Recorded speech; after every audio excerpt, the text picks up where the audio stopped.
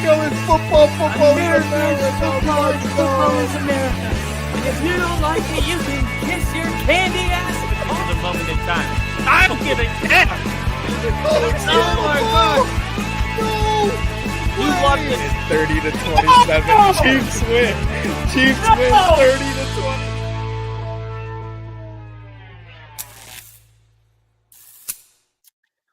Woo! Ladies and gentlemen, welcome to Sunday Night Football. We got a matchup between the Rams and the Eagles. The Rams are starting the game with the football. The first play of the game is an 8-yard pass to Puka Nacua. 2nd and 2, Matthew Stafford's going to hand it to Kyron Williams, who's going to pick up the first down. I did something bold. For this game. I put in a bet that pays out $7,000. And all I need is Puka Nacua and Cooper Kupp to have 15 yards receiving in every quarter. So this is exciting. 2, 6, 7, 7, 7, 1, 2,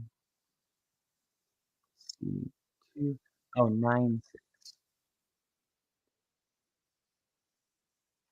All right. Stafford takes off running for a first down. You do not see that anymore very often. Wow. Matthew Stafford half-heartedly fakes the hand up to Kyron Williams. In the middle of the field's wide open. He just runs down the middle of the field. We got Daniel Berry Sports Highlights saying, "Go Rams." And the Rams on a good opening drive, 3 positive plays in a row. Cooper Kupp in motion, handoff to Kyron Williams. Kyron up the middle, 30, all the way to the 20. What an opening drive.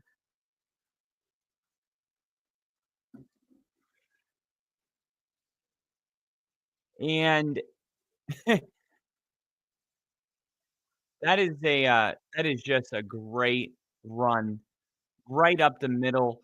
And then the Eagles, they have to make the tackle at the second level.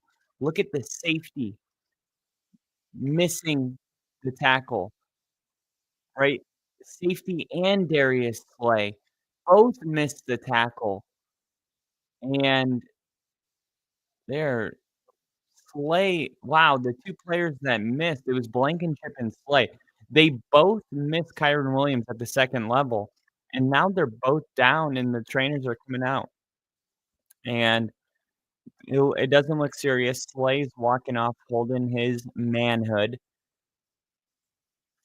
And we got Blankenship kind of limping, but I'm not sure. It doesn't look too serious.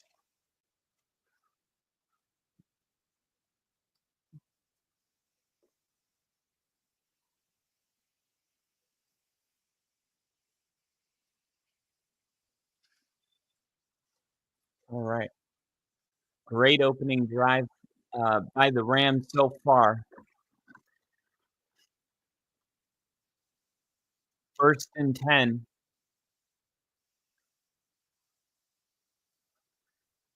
Hand off again. This time it's going to go for no. Oh my gosh, the ball's on the ground. Eagles have it. Kyron Williams just fumbled the football. Kyron Williams just fumbled the ball. Wow. Wow. They're going to say he's down, but that ball's out. That's not even close. I'm not sure why they. Oh my God! They snapped the ball and the Eagles didn't challenge. How? That was clearly a fumble. The challenge flag got thrown. Sirianni is pissed because he's saying I threw the ball before the snap.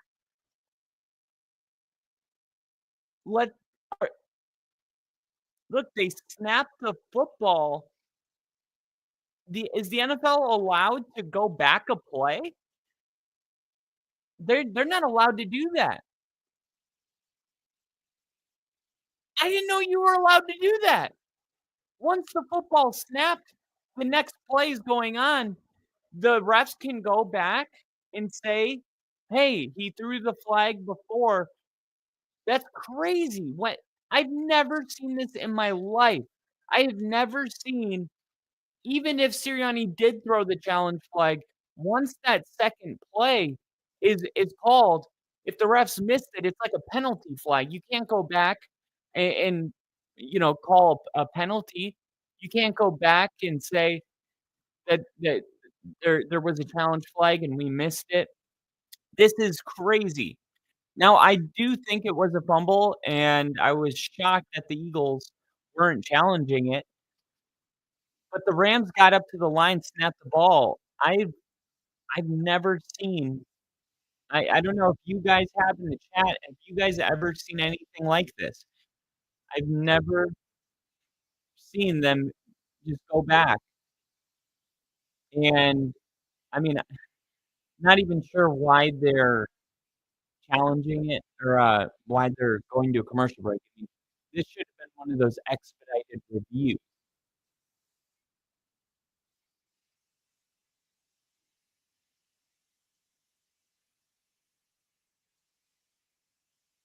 Crazy.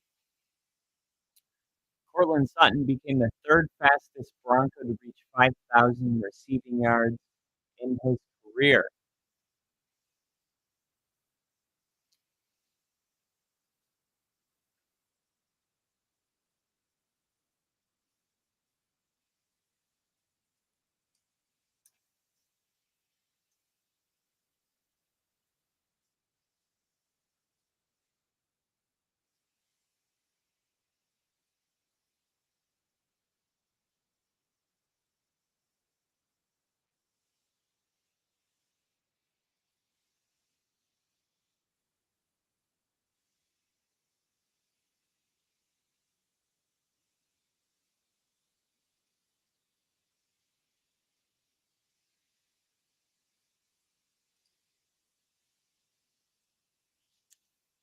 See, I'm trying to see really quick. Okay. It says Sutton's 3rd fastest Bronco to reach 5,000. Yeah, they called it a fumble. It was a fumble.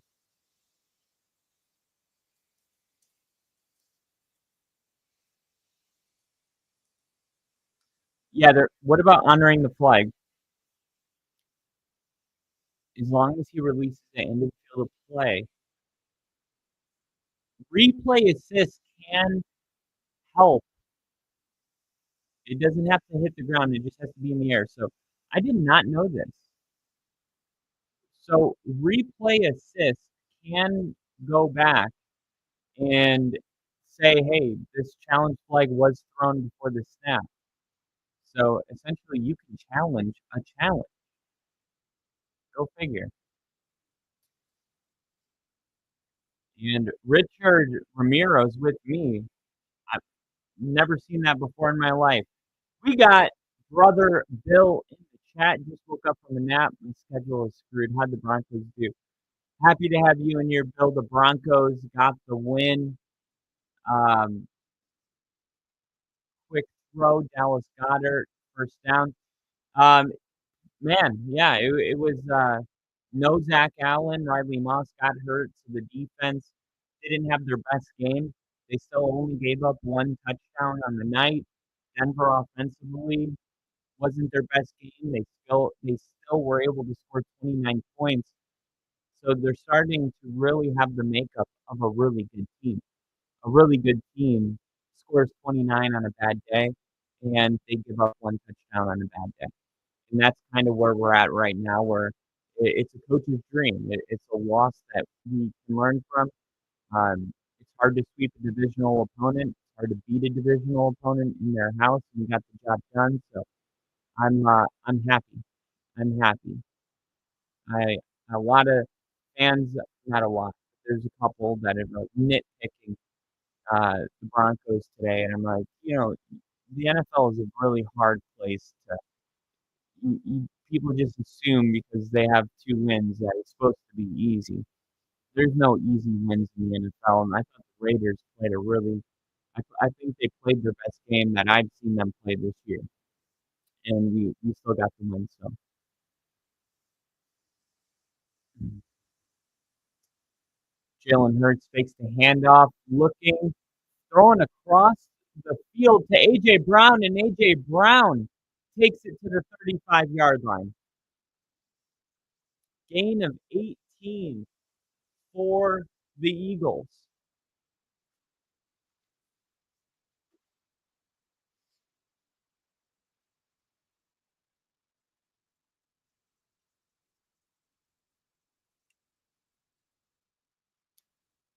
A.J. Brown probably gonna have a big night with Devontae Smith being ruled out.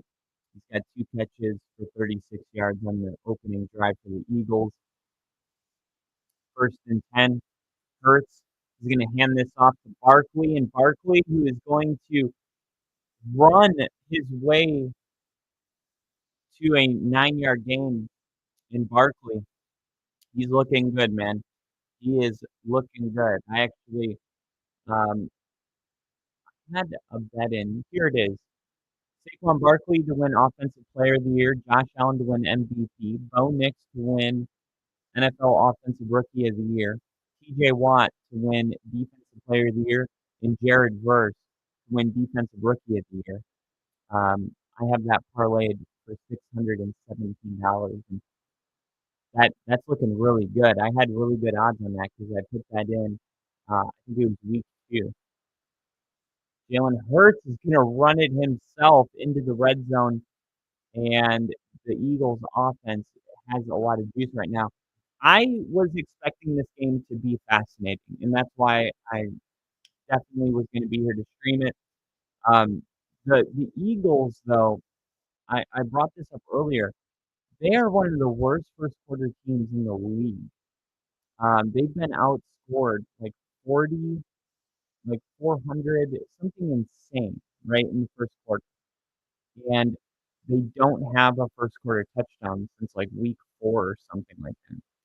I don't have the exact stat, but they're just not good in the first quarter this year.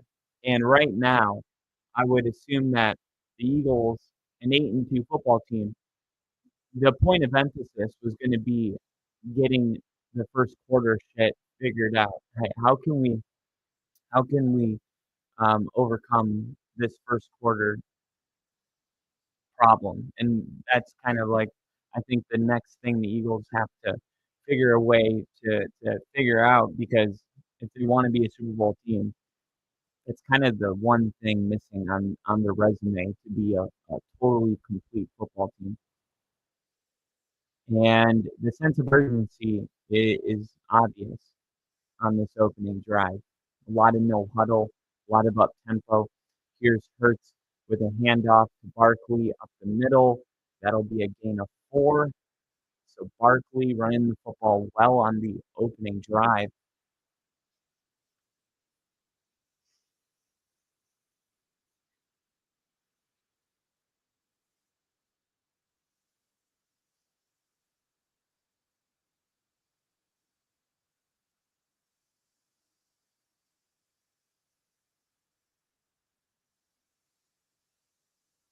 A really long opening drive.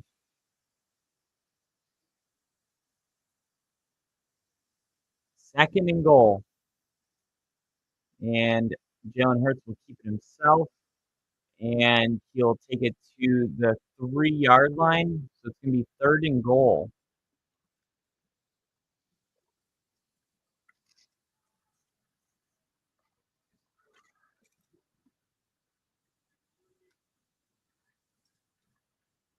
Kellen Moore, I think having a good season. I think the coordinators for the Eagles very underrated.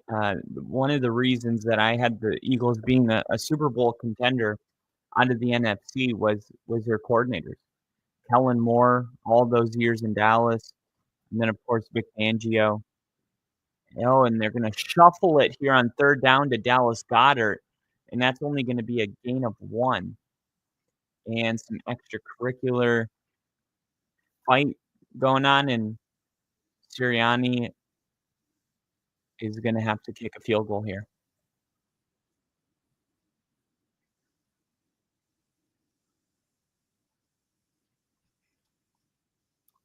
And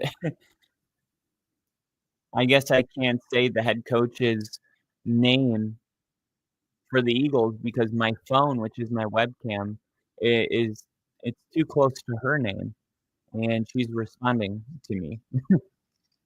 21-yard field goal is good. The Eagles take a 3-0 lead.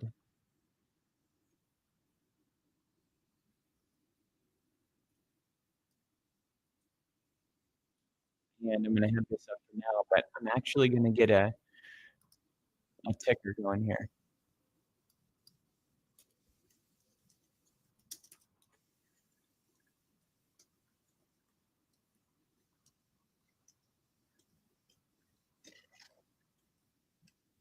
Courtland Sutton's the 5th fastest Broncos to reach 4,000 receiving yards. He was the 5th fastest to reach 4,000, and he's the 3rd fastest to reach 5,000.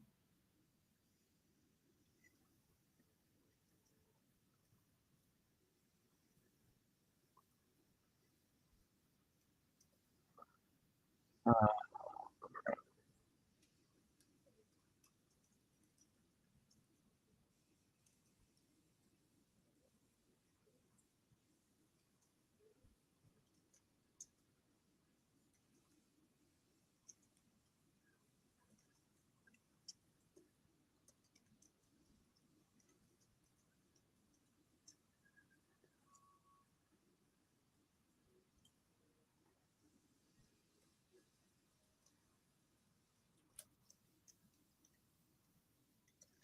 Now I'm trying to figure this out. Who is the Courtland Sutton? It says he's the 3rd fastest to reach 5,000 receiving yards. Um,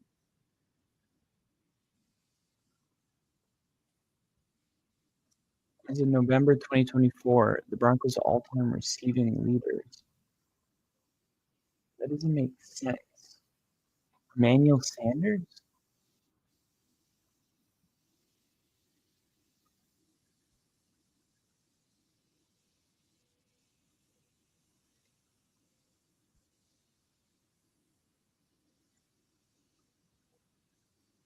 How do I find this stat? This is killing me.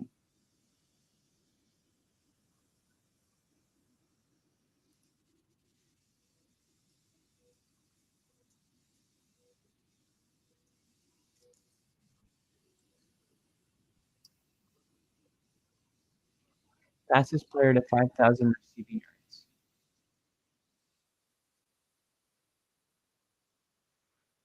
Courtland Sutton has the fewest career yards on receptions for the Broncos when getting 5,000 receiving yards. The hell does that mean?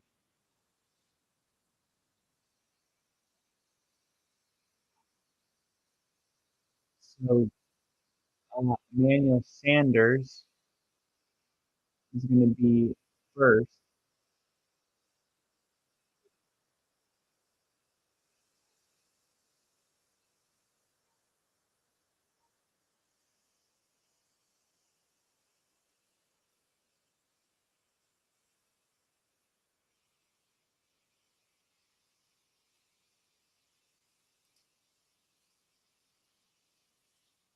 Yeah, so Courtland Sutton's played 93 games, so Lionel Taylor, I guess, would have to be number 2. Yeah, Marius Thomas also 9,055 yards. I'm gonna have to get in the weeds and break it down. First down for the Rams. Kyron Williams, gain of 3.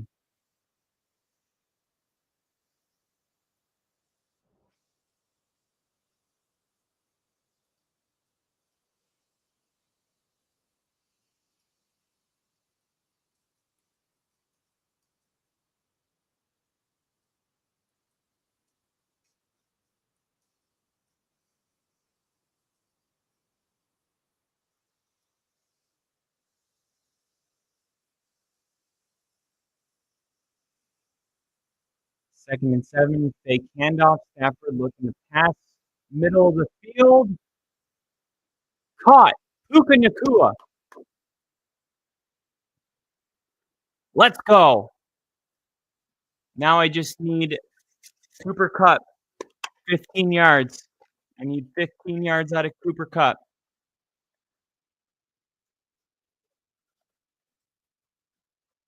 Embrace the struggle. Congrats on the Broncos win. Thank you. 1st and 10.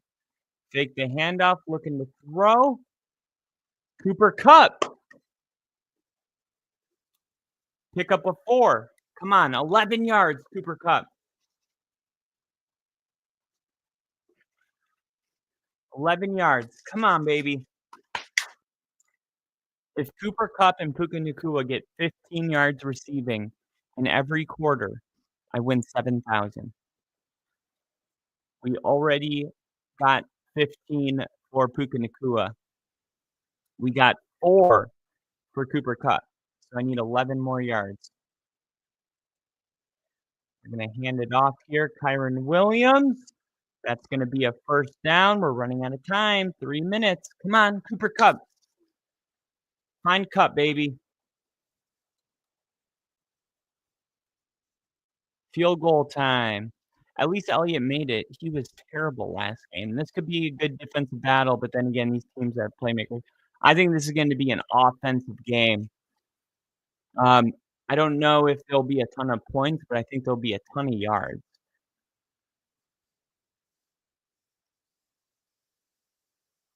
Up in motion.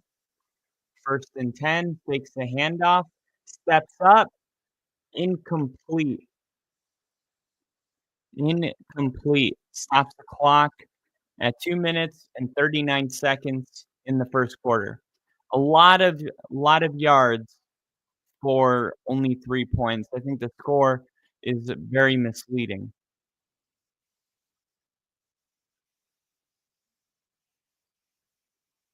And Matthew Stafford took a shot. His helmet bounced off the turf.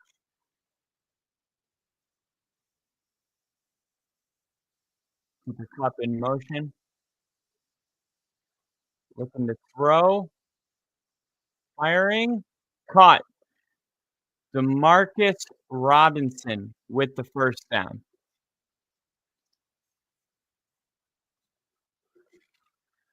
So the Rams, man, look at Stafford going through his reads.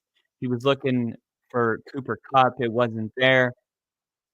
Went through the whole entire field and then fired it. He is one of the best quarterbacks in the league. I don't care what anyone says. Kupp in motion, fakes the handoff. Now they're going to hit Puka Nacua, and Nacua is going to take it all the way down inside the 10-yard line, and that is going to do it. My deal didn't go through. That's all right. Yeah. Fuck it. It was still fun. 267 643.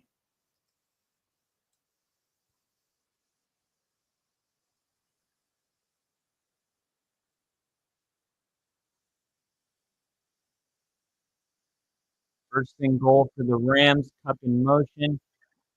Now going back the other way. Middle, incomplete pass.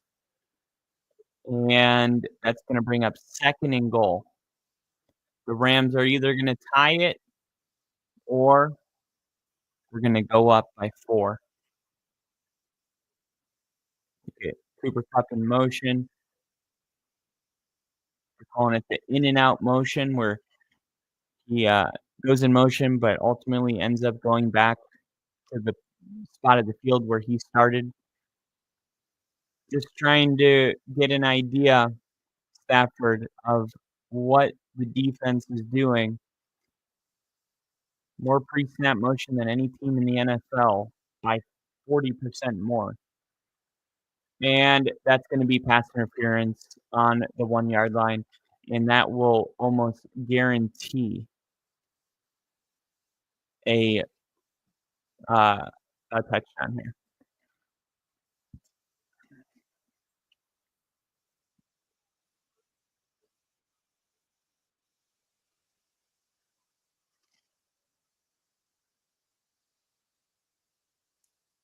Kyren Williams, touchdown time.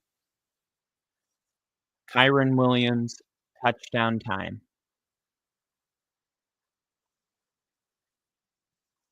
Darius Slay doesn't like the penalty. Eagles showing blitz.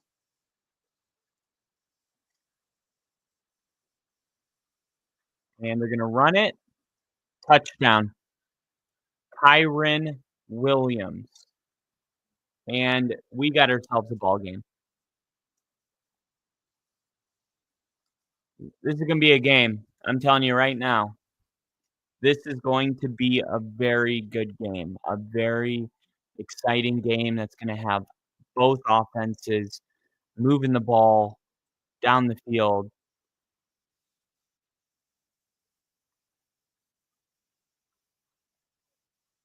The Rams are averaging like 5, 6, 7 yards per play right now, and if it weren't for that fumble on the last drive by Kyren Williams, the Rams would have scored 10 or 14 in the first quarter.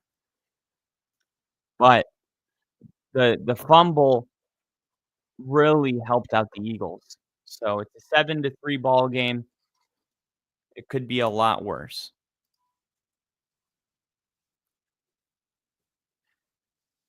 Fangio, please adjust. LOL. Embrace. Are you an Eagles fan? Liam with the prediction 32-28, but he's going with the Rams. I like it.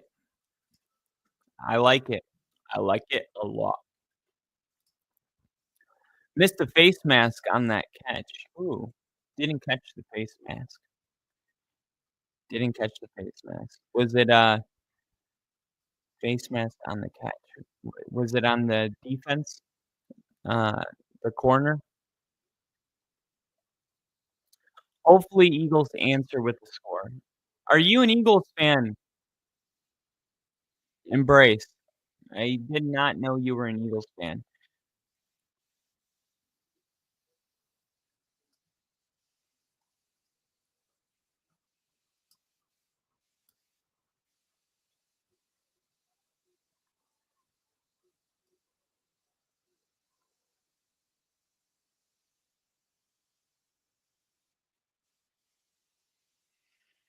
Looks like Emmanuel Sanders. It looks like Emmanuel Sanders was the fastest Bronco to 5,000 receiving yards.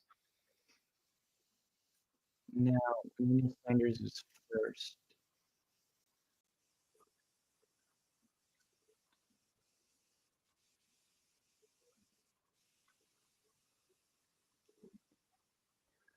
Because Emmanuel Sanders got to 5,000 in only 78 games. Cortland Sutton got to 5,093 games. Lionel Taylor got to 6,096 games. Lionel Taylor.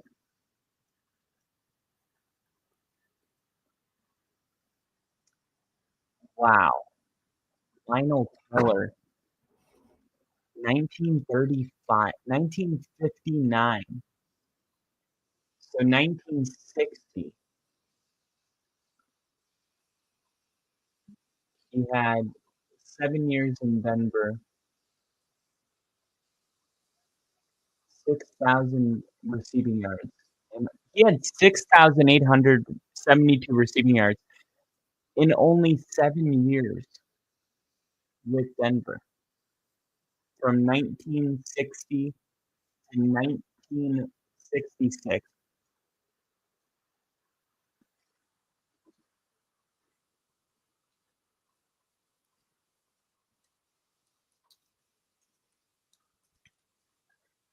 Lionel.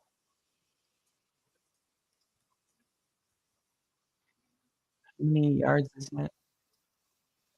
6,872.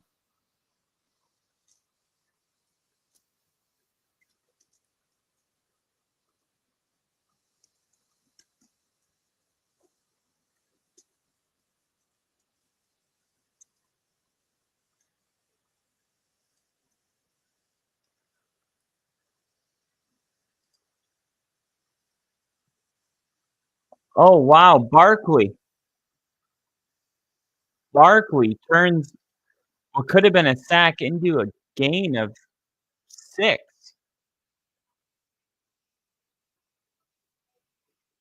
Saquon picks up the blitz, then bounces off, then makes himself available to bail out Jalen Hurts. I mean, that was all Saquon.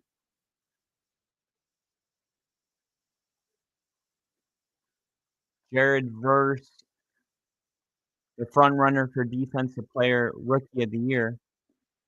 Um, Jalen Hurts just took a huge lick by Bazoom Boom, and that'll be the end of the first quarter. So let's see. Yeah, 1,000, 2,000. So 1,000, 2,000, 3, 4,000, 5,000. Yeah. So he basically got to 5,000 in 5 seasons.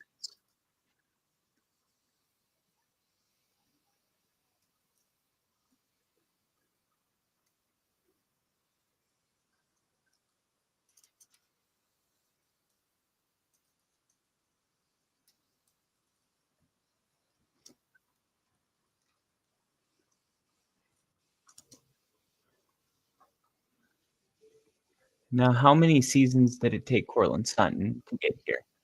When did we draft Courtland Sutton? I believe it was 2017,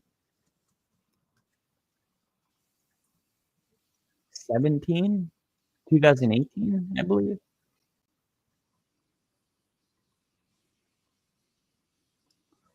He was drafted in 2018. 2018.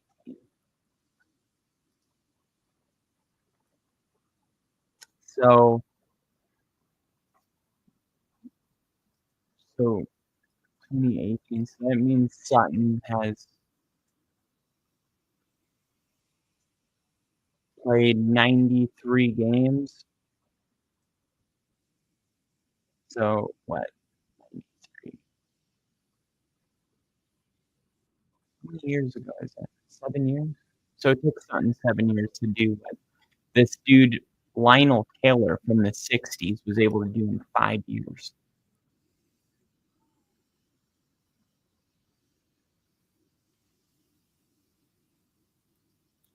Short week for the Lions. Thanksgiving. Yeah, man, and it'll be interesting to see what happens with David Montgomery because it is a short week, and he had to leave with a shoulder injury.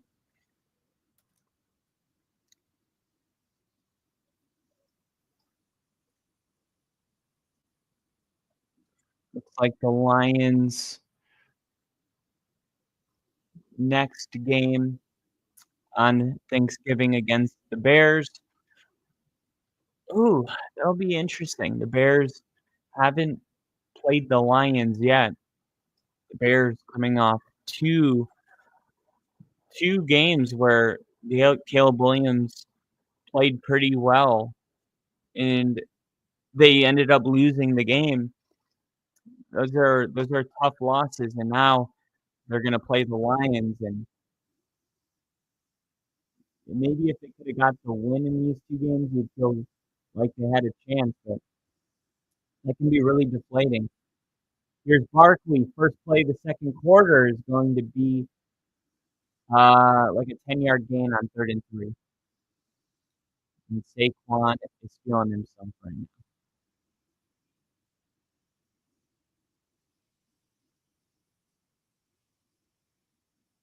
Man, Saquon,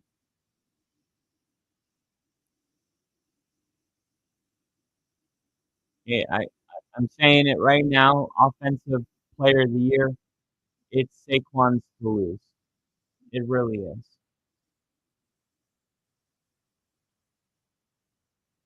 Here's Jalen Hurts looking to pass, and he's just gonna throw that one away. Nobody in the area, but he was outside of the pocket. Liam Wolf said each team will most likely get over 300 total yards. Yeah, yeah, definitely. I They might get close to that in the first half. I'm gonna say each team gets over 420 yards of offense. I'm gonna say each team has over 420 yards of offense.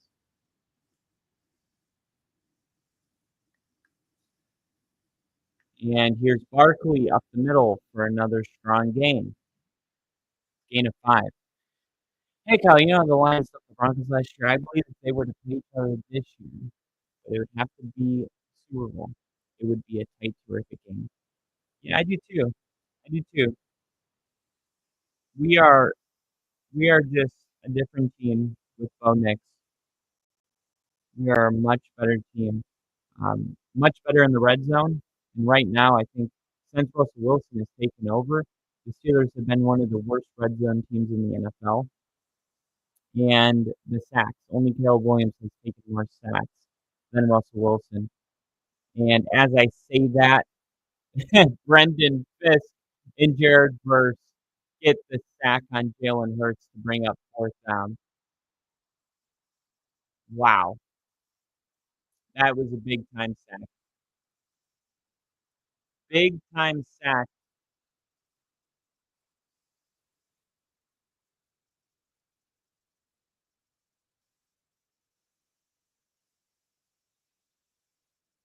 These 2 players are gonna be a problem.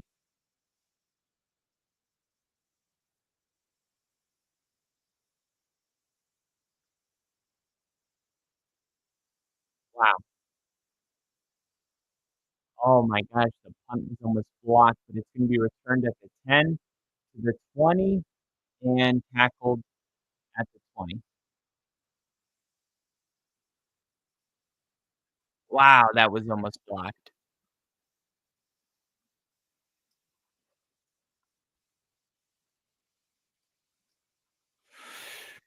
Ooh. Alright, so we are at commercial break. The Rams, opportunity here to go up 14-3. Sack, lunch. Nom, nom, nom, nom, nom, nom, nom. And if the Eagles and Broncos were to meet, that would be a really good matchup, but it's an unlikely Super Bowl, LOL. I don't know. I don't know. Yeah, I mean, it's unlikely, but there was somebody just posted this. I'll share it with you really quick. It was, here. This was somebody right here, and this was teams top 5 Super Bowl contenders: Chiefs, Lions, Bills, Eagles, 49ers, dark horse, Broncos. So, they're starting to, be considered one of those dark horse options. Um, Look, I'm not there. I mean, I definitely believe in this team, and I think if you have a defense that's that good, that, it's definitely possible.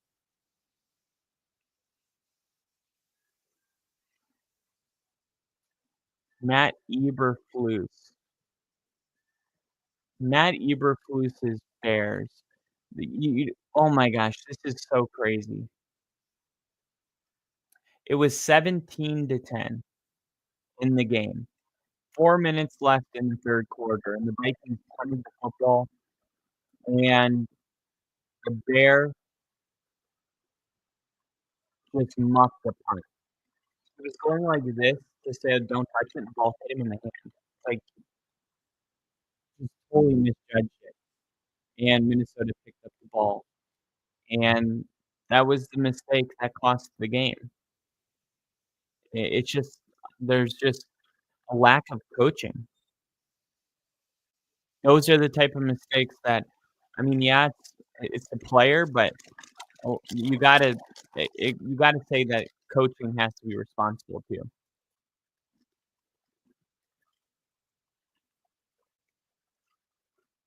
Quick throw, Puka Nacua, 6 yards.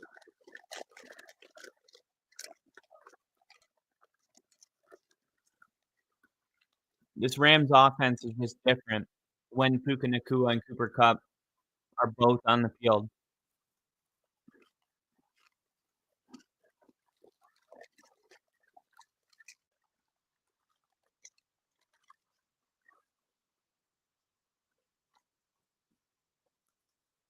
Blake Corum is in the game. Take the handoff, Stafford. Oh, Puka Nacua almost one-handed it.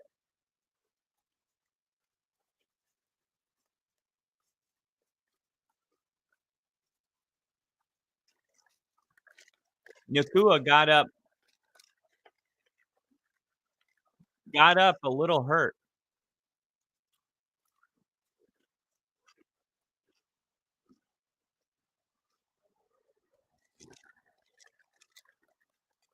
Man,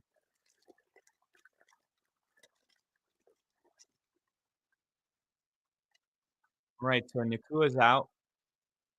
Stafford. Oh, no. Incomplete.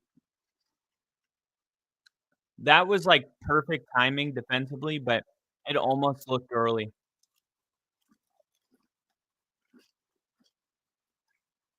Cooper DeJean.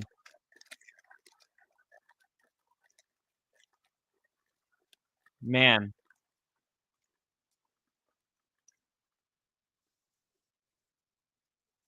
he is so good.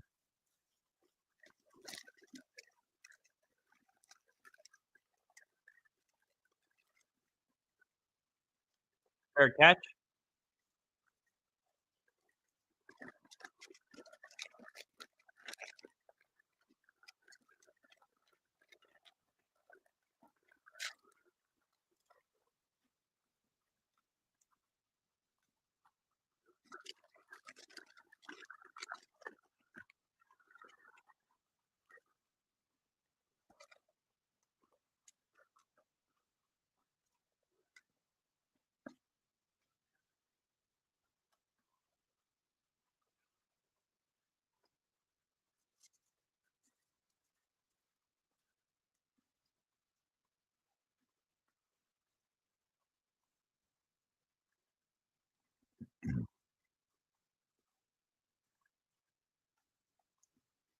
Saquon Barkley hands it off, or handoff to Saquon Barkley. Gain of 4.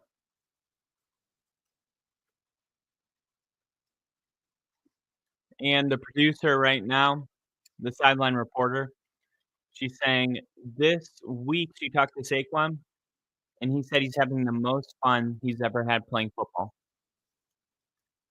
Well, that's what winning I mean, that's what winning will do to you. Ask Tim Patrick, the same question, who left Denver to go to Detroit. Although, I think he would have been having fun this year too. Oh, Barkley's down.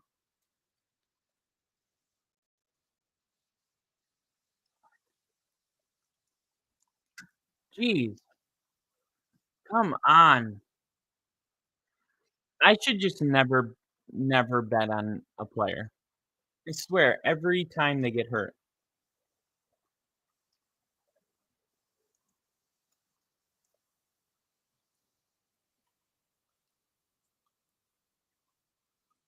Oh, he got hit in the nuts. He's okay.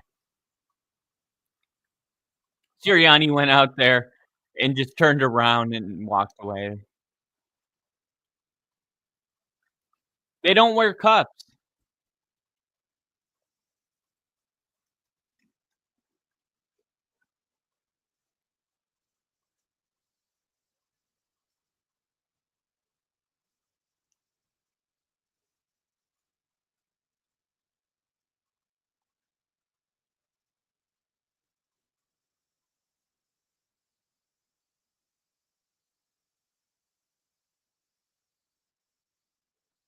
All right, Kenneth Gainwell comes in for this 3rd and 3. Hurts looking to pass, has a ton of time. Now he's gonna take off and run for it, and he's gonna pick up the 1st down and another 5. That's an 11-yard gain.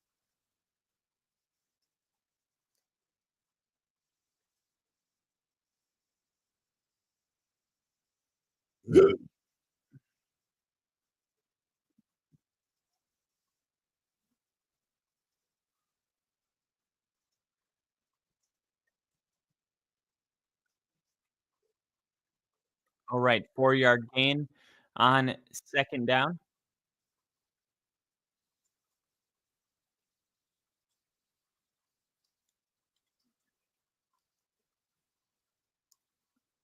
Bill, winning is fun. No shit, 26.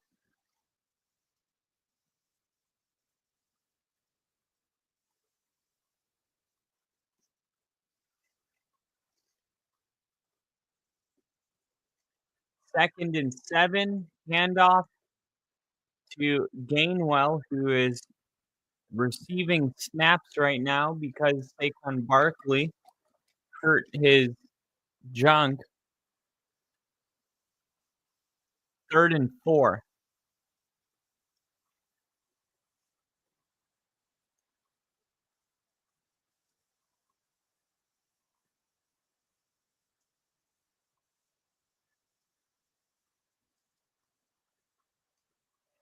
3rd and 4.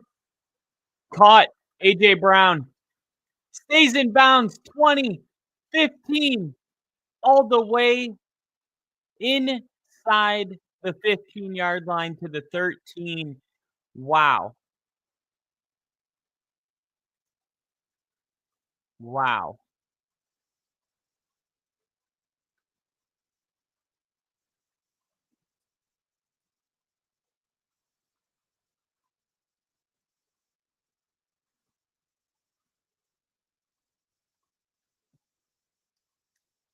Man.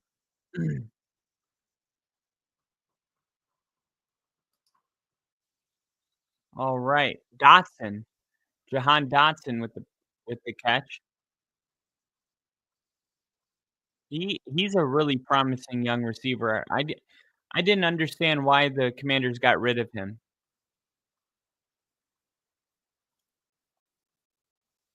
He has a good opportunity here tonight to step up in the absence of Devontae Smith.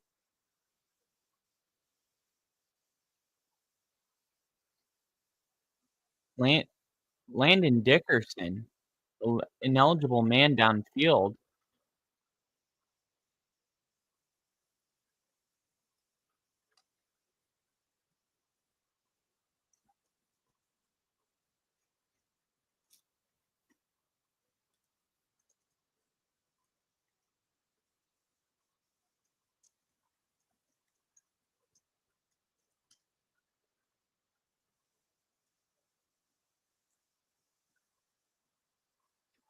7.5 minutes, 1st and 15, fakes the pitch, taking a shot downfield.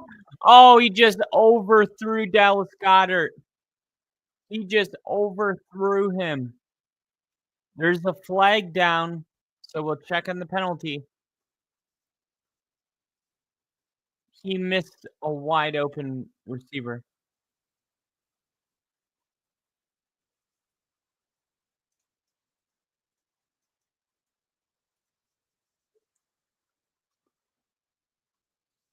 Alright, there's a a huddle. Oh, it wouldn't have mattered if it was a touchdown. Wow. Offsides on offense. We we saw these in the beginning of the season, and then we kinda stopped seeing them for a little bit. The, Kadarius Toney wide receiver penalty from last year. This time it was Jahan Dotson, who I actually like a lot. That could have been a lot more costly had Jalen Hurts thrown a more catchable ball to Dallas Goedert, because that would have been 7. But instead, it only cost them 5 yards. Jalen Hurts drops back, setting up a screen to Saquon Barkley, who trips over his own feet, and they end up losing a yard. He was just spinning his tires. It was like he was running on banana peels. We might break the record for most combined yards in a game. Oh, I don't know about that. Yeah, you think about in what, 2020, no, 2018, the Rams Ravens on Sunday night. Uh-oh, Hurts rolling out. Now he's gonna run it himself. Took a big hit, but stayed on his feet.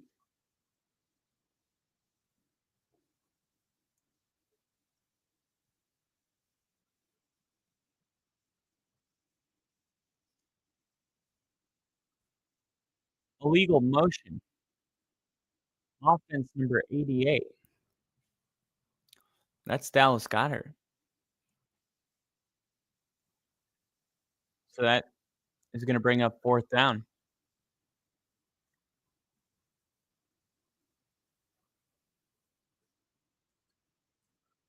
Jared Verse, just wow.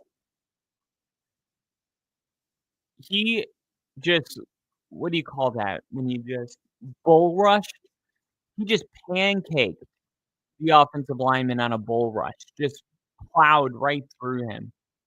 And now the Eagles will have to settle for 3 again. Now, I think it was Rams Ravens, Monday Night Football, um, 2018? No, maybe it wasn't the Ravens. Let me try 2019? No.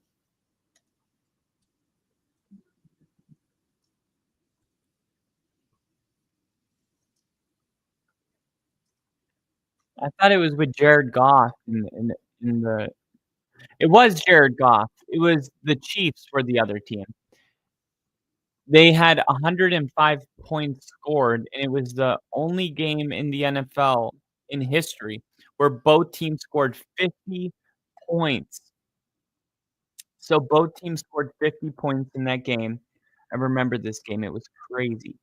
Um, the game was in Mexico.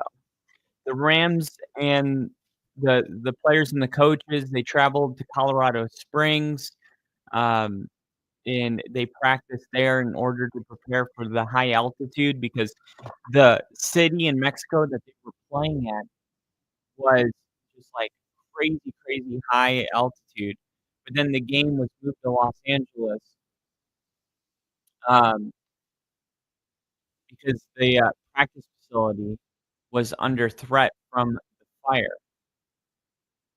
So the Rams opted to stay in Colorado and continue their scheduled activities, which includes close practice sessions at the Air Force Academy. Additionally, the Rams owner, Stan, chartered a plane to bring family members to join the team at the resort in Colorado Springs.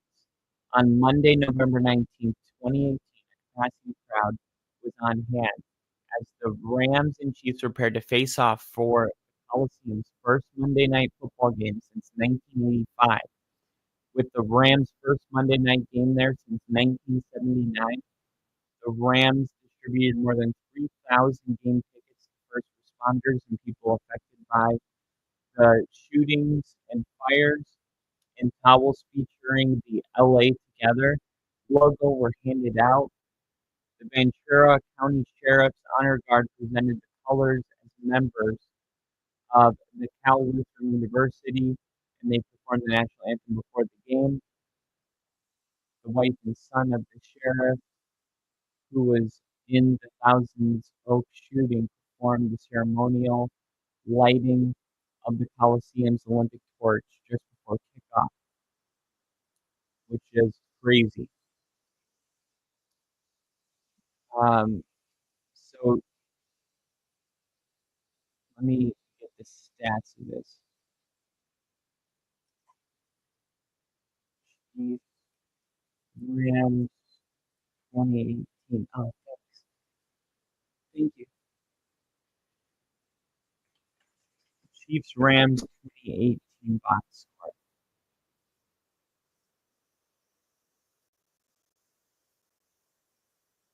Team stats.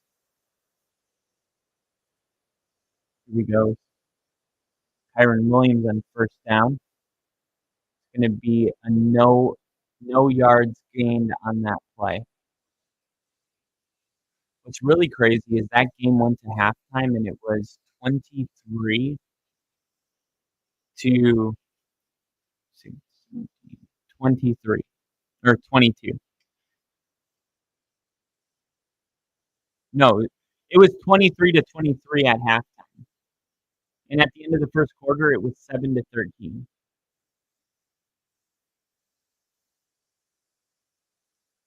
Second and 10, handoff. Kyron Williams, no gain. But then the second half was just crazy. You know what's also crazy is that game had no overtime. You would think a score that high there would be overtime.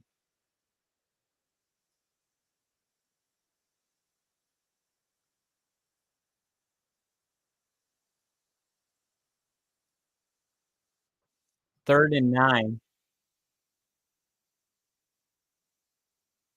Stafford dropping back, pressure coming, sack, lunch, num num num num num, and they're gonna have to punt it.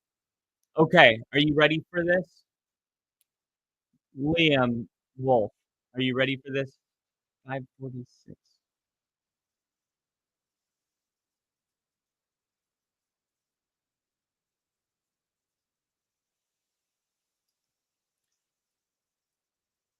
This is crazy. So the Rams Chiefs game had a combined 1,001 total yards.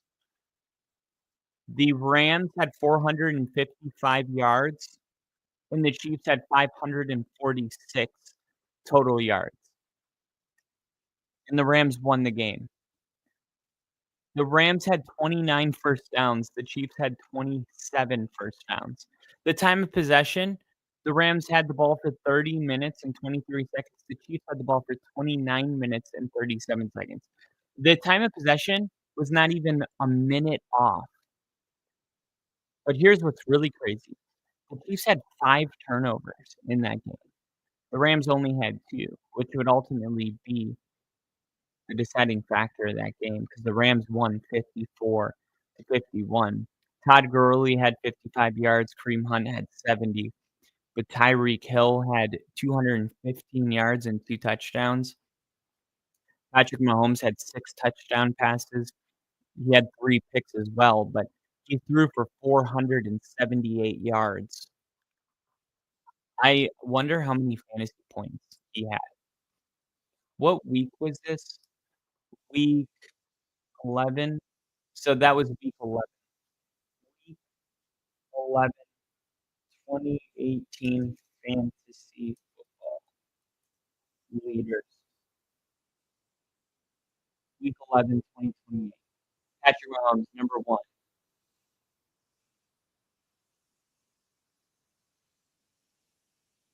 2018 week 11. Jared Goff. So Patrick Mahomes had 35.9 fantasy points. That seems kind of low. 2018.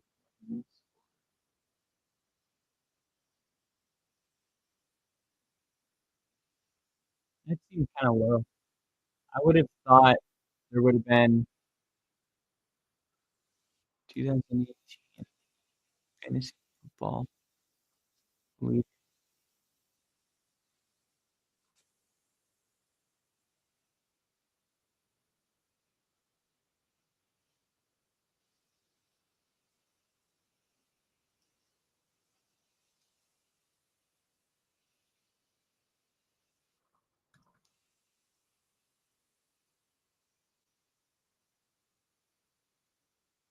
Yeah, I guess he only had 30 some points. I thought he would have had like 50.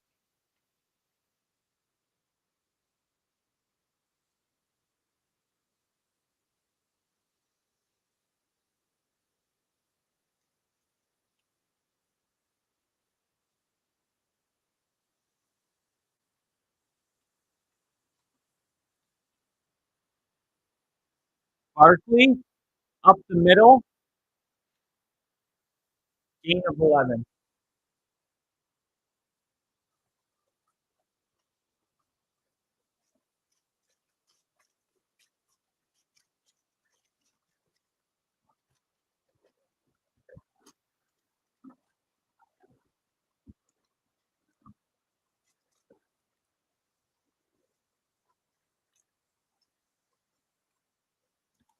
Hurts, quick throw, first down. It was second and inches, and they get the first.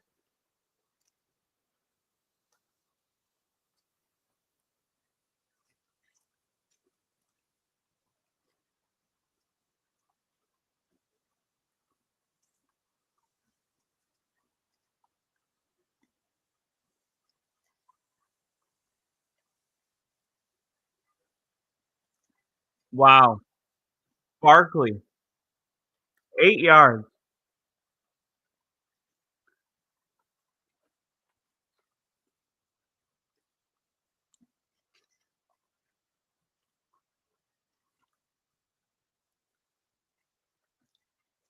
Barkley running the football well.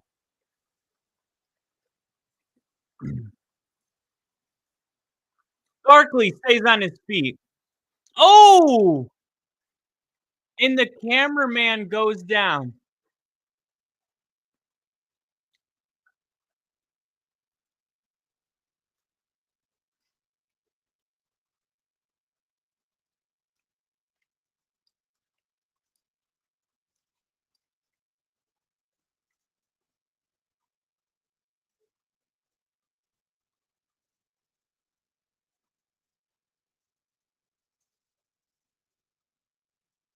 Wow.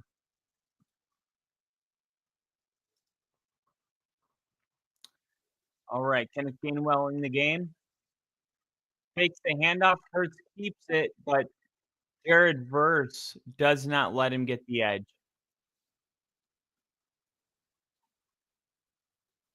And we're going to hit the 2-minute warning here.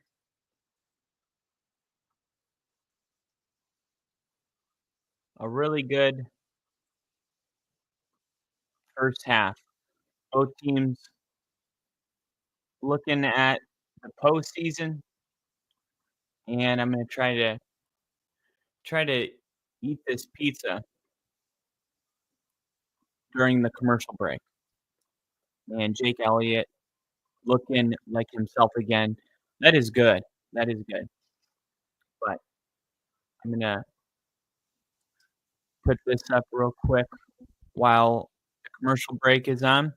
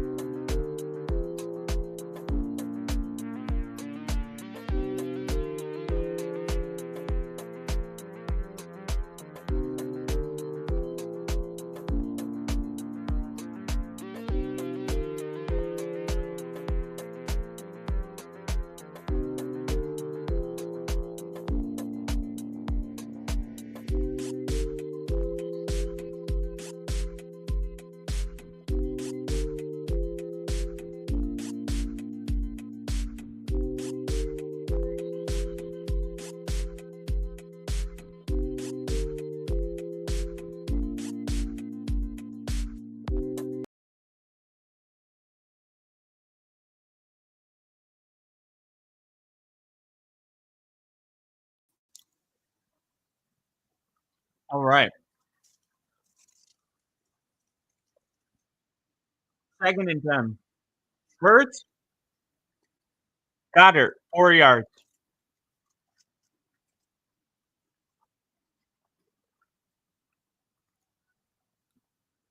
And a quick timeout from the Eagles.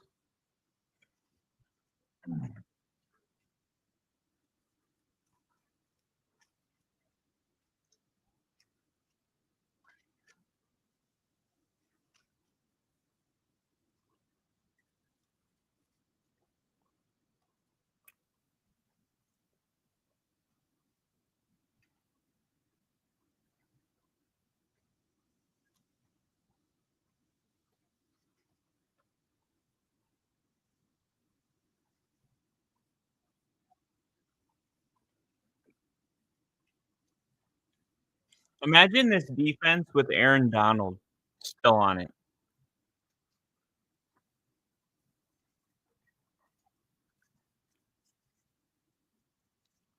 And the Rams called that timeout because they want the ball back. 1:53 left, 3rd and 5.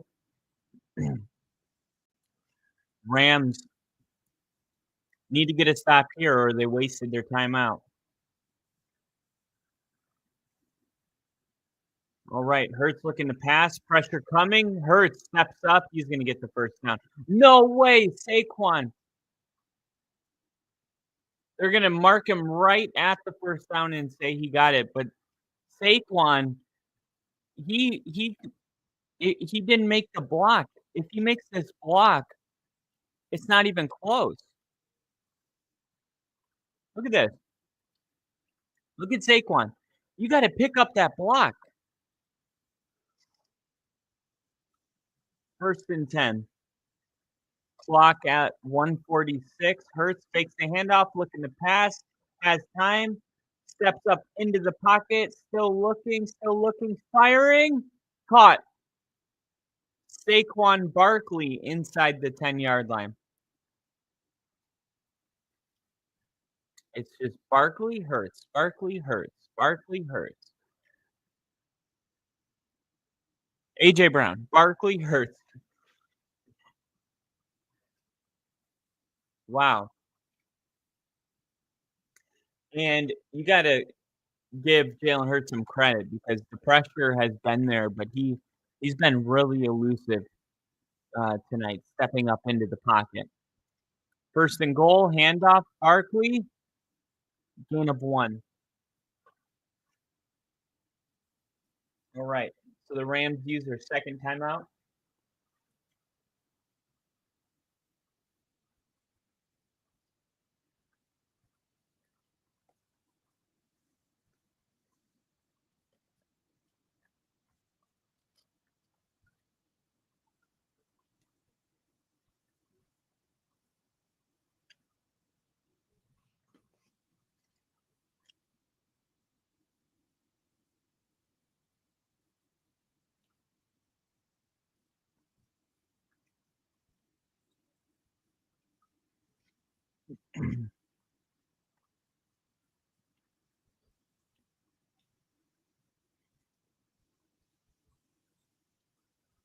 Alright, second and goal, 1:32 left.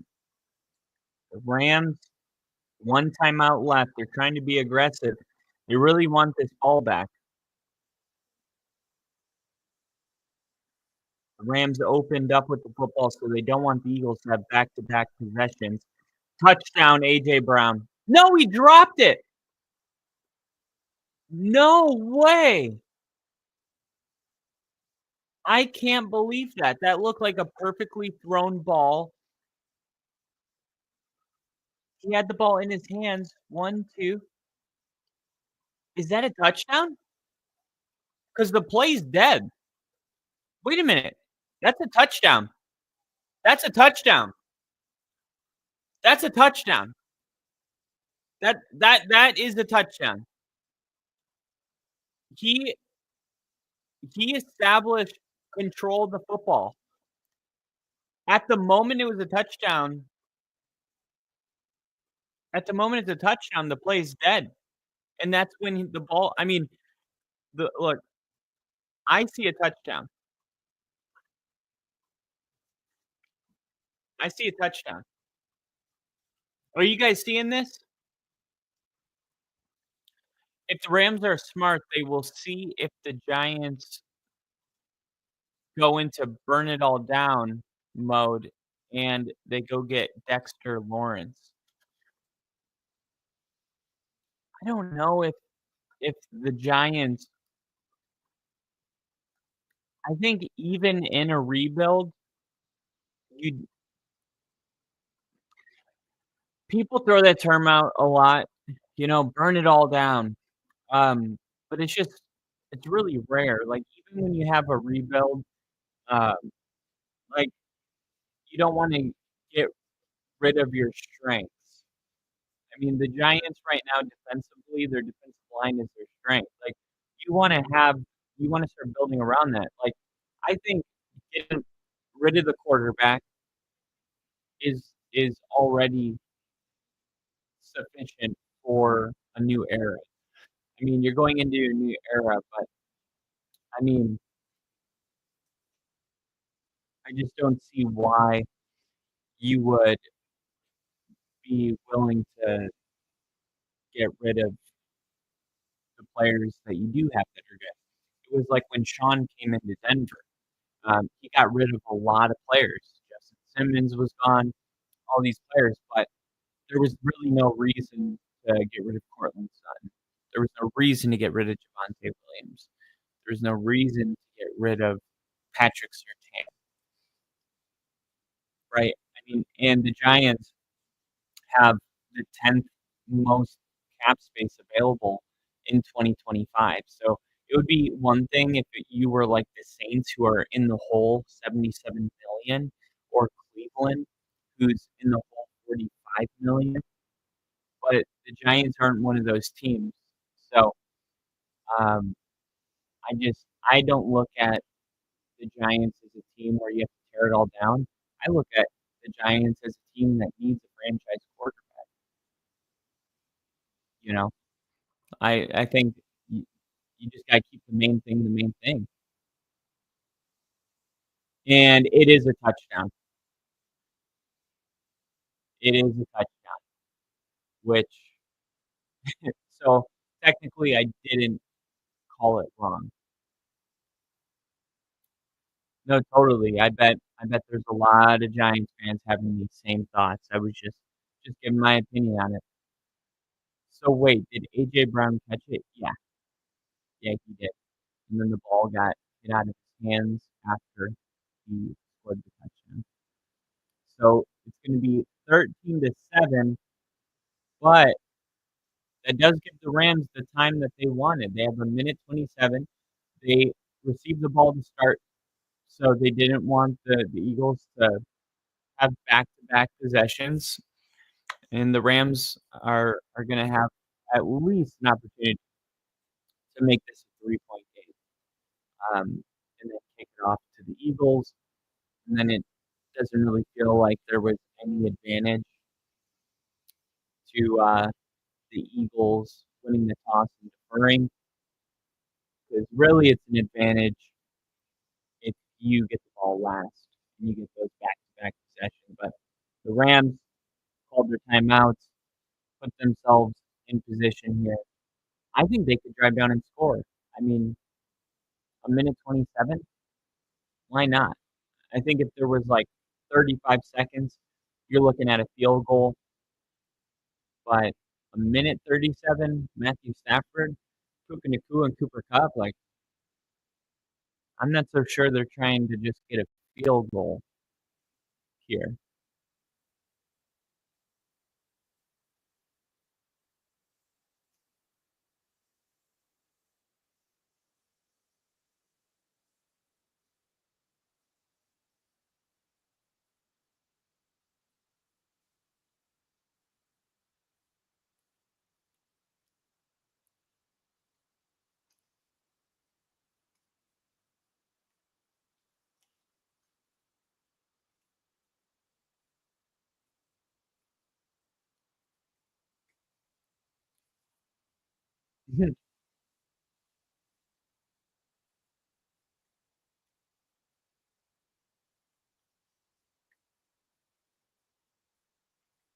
Kevin Hart, LeBron James, Bradley Cooper, all at the game tonight. Stafford, sack lunch, 2nd and 5, and this is crazy, the Rams aren't gonna call their timeout. Why wouldn't the Eagles call their timeout? If you're the Eagles, you got a minute and 2 seconds, you have 3 timeouts, why wouldn't you burn a timeout? If the Rams throw an incomplete pass on their next play, you have a minute and 2 timeouts to get in field goal range. I don't like that. I don't like that. I could understand the Rams not calling a timeout, but I really don't understand the Eagles not calling a timeout because, of course, the Rams are just running it, and now the Eagles now Philly takes a timeout. Oh! Now they take a timeout after letting 35 seconds go off the clock.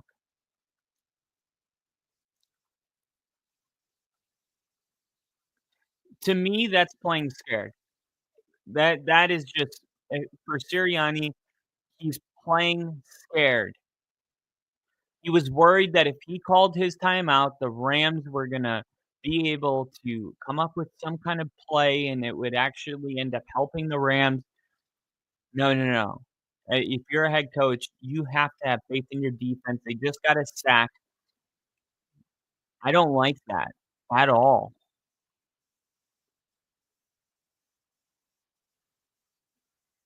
Man, I really don't like that call. I mean, you had a golden opportunity to score 2 times in the final 2 minutes of the game and receive the ball to start the second half. Like, that's how you close a game. I mean, they could have essentially shut the door on this, but Now they have 26 seconds, so I don't know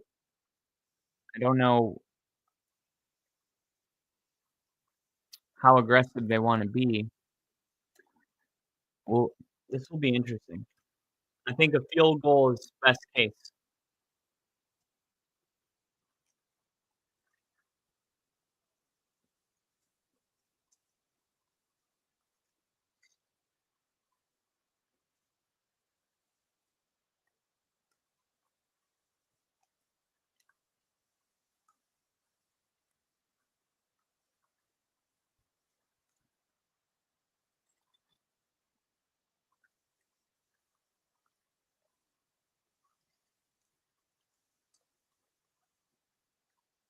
Hurts looking to pass, middle of the field, incomplete. Well, flag.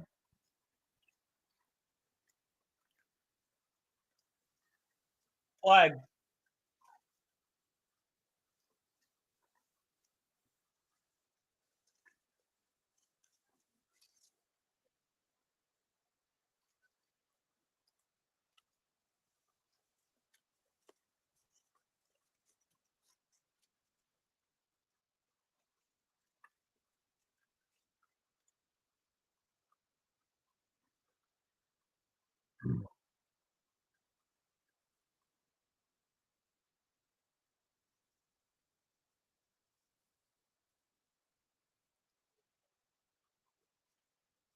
Not a great call.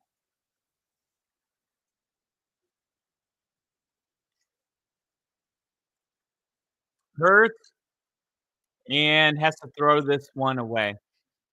So that play cost 4 seconds. 17 seconds. Eagles have plenty of time to get a field goal. They got 2 timeouts.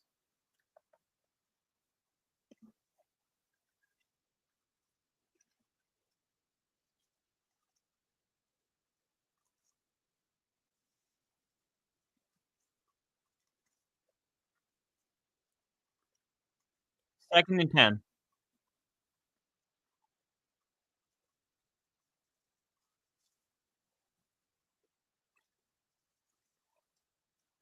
Hurts runs it. Timeout.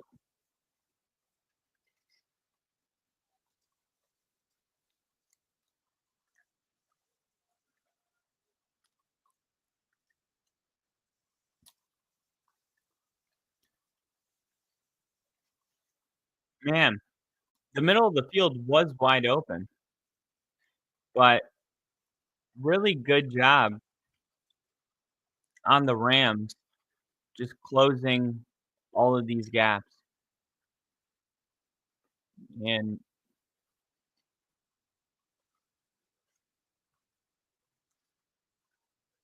Jared Verse, he was my best player, best defensive player of the draft, and he did not disappoint. He has been spectacular. 3rd and 7. Hurts and shotgun, empty backfield. Looking to get rid of it quick and does, and it's off the hands of A.J. Brown. And now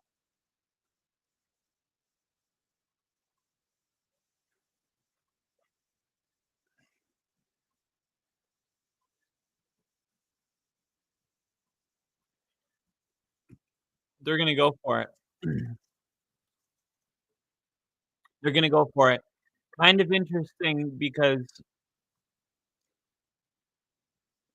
had they called the timeout on the 2nd down sack, they would still have another 40 seconds right now.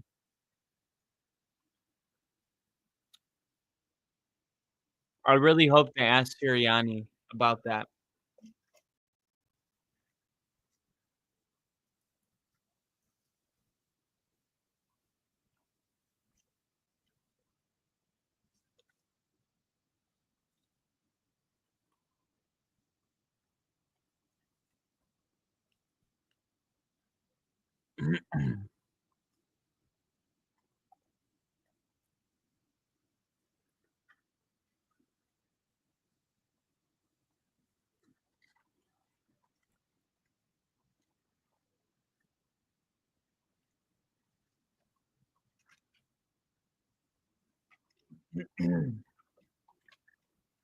All right. So 4th and 7, 7 seconds left. Jake Elliott, he's made he's made it from 50 7 times this year, most in franchise history. So maybe they would just try to convert the first down and call a timeout. Maybe this isn't the Hail Mary they're thinking. Oh my gosh. Hurts is going to get tackled in the backfield. Now, that'll be the end. Wait a minute. Wait a minute. Timeout. They put triple zeros on the clock, but a change of possession stops the clock. There's 2 seconds left. So now the Rams are gonna get to kick a field goal. Look, power, 3, 2, down. I think it's either 2 or 1 seconds. Kick the field goal. Josh Carty made a 61-yarder.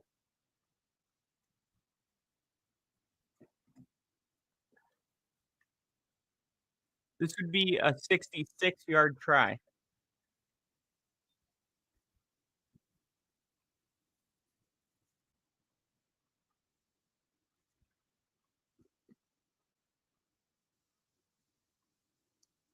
Alright, so they're gonna just probably throw a quick screen.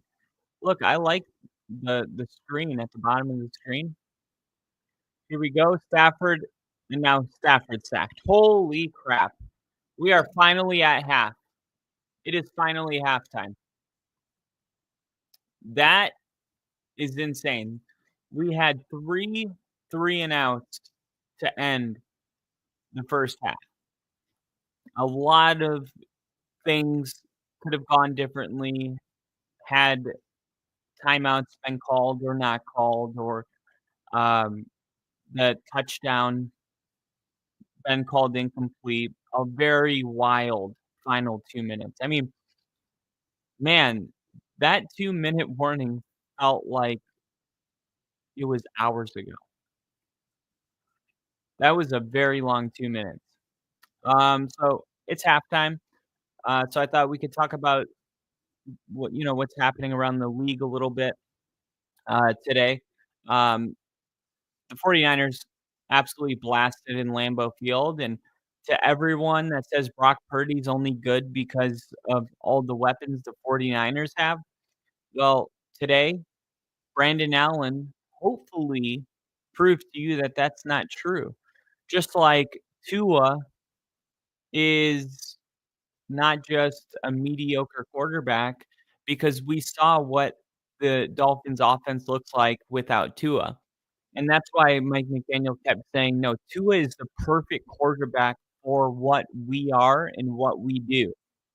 This is exactly what Bo Nix is in Denver. See, you can have a good quarterback in the wrong system, or a bad quarterback in the wrong system, or even a mediocre quarterback in the wrong system, but a mediocre quarterback can look great if he's in the right system. And I think sometimes people are saying, "Look, I'm not saying Brock Purdy's not playing great. I'm just saying that the system he's in is making him great." Well, I mean, the NFL will always be a results-driven business. So, who cares how how you wanna give some of that credit because he's in a system that allows him to flourish. You wanna take credit away from the quarterback. It's like, no. No, that's on the head coach for being able to know what your quarterback's strengths are and exploit those strengths and lean into what you're good at or even great at. That's what Mike McDaniel does for Tua. It's what Kyle Shanahan does with Brock Purdy, and that's why when those 2 quarterbacks were missing times, it did not look good at all right? This is the same thing with Russell Wilson. People are like, "Man, Russell Wilson, he's doing such a good job in Pittsburgh. Denver was wrong." But when Sean was evaluating all of the quarterbacks in the draft, he was like, "Okay, Bo Nix, people might disagree that he's not the best quarterback in this year's draft, but he's the best quarterback for my system. The offense that I wanna run. I want a quarterback that can get rid of the ball really quick, that can make quick decisions, and there's no quarterback in this draft better at what I wanna do than Bo Nix." It's possible that if Bo Nix was in a different offense, maybe Matt Eberflus's offense or some other team that needed a quarterback, maybe the Patriots, that he wouldn't be looking this good, right? But that doesn't mean that we take any of the credit away from Bo Nix. So this is really interesting because you have guys like Caleb Williams who, undisputed number 1 overall pick, next Patrick Mahomes, but right now the numbers aren't there, the production isn't there. I mean, he's coming off 2 really good games, but still they've lost both of them. And I said results-driven league, like, you have to win. But Bo Nix's numbers are just so much better, and it really is important in this league for you to have a coach that actually believes in you and takes your game to the next level. And that's gonna be what the Giants need, right? They drafted or they brought in Brian Dable to fix Daniel Jones, okay? Um, but now Brian Dable is gonna have an opportunity if he stays the head coach to draft whichever quarterback he actually wants for his system.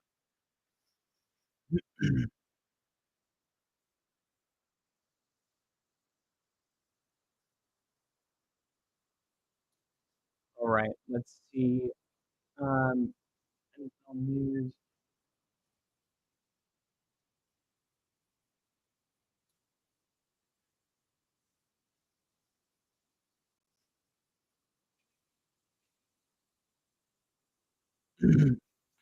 Oh my gosh. I just saw the Cowboys touchdown on the punt return. Holy crap. This is some Madden bullshit. Did you guys see this play? It was a kickoff. It wasn't a punt. And the ball bounced to the 1-yard line. Turpin went back, did a spin move, and just took it to the house. Wow. That is that is crazy. And by the way, the Cowboys season being over and them playing the way they did against the division rivalry, that's coaching. It is. I know a lot of people, don't like Mike McCarthy, but that's coaching. The fact that the Cowboys got that win. And last week against the Texans, say what you want, but the Cowboys never really gave up. They were playing hard until the very end. That's coaching. So McCarthy's coming off 3 straight 12-win seasons. Everybody's saying, "Fire McCarthy, fire McCarthy." I I don't think they should, right? I really don't. I think they should be more interested in getting players around Dak Prescott. Get a real running back. Maybe start there, right? Zeke, his best days are gone. Get the best running back in the draft. Get a really good wide receiver like T. Higgins to be opposite of CeeDee Lamb. Could you imagine the best running back in the league right now is out of Oregon? Imagine they keep McCarthy. They draft the running back out of Oregon. Um, I'm blanking on his name right now, but he's like, oh no, not Oregon. Boise State.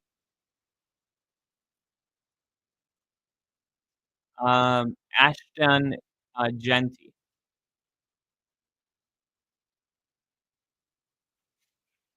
Ashton, Genty. Imagine the Cowboys drafted Ashton Genty and signed T. Higgins.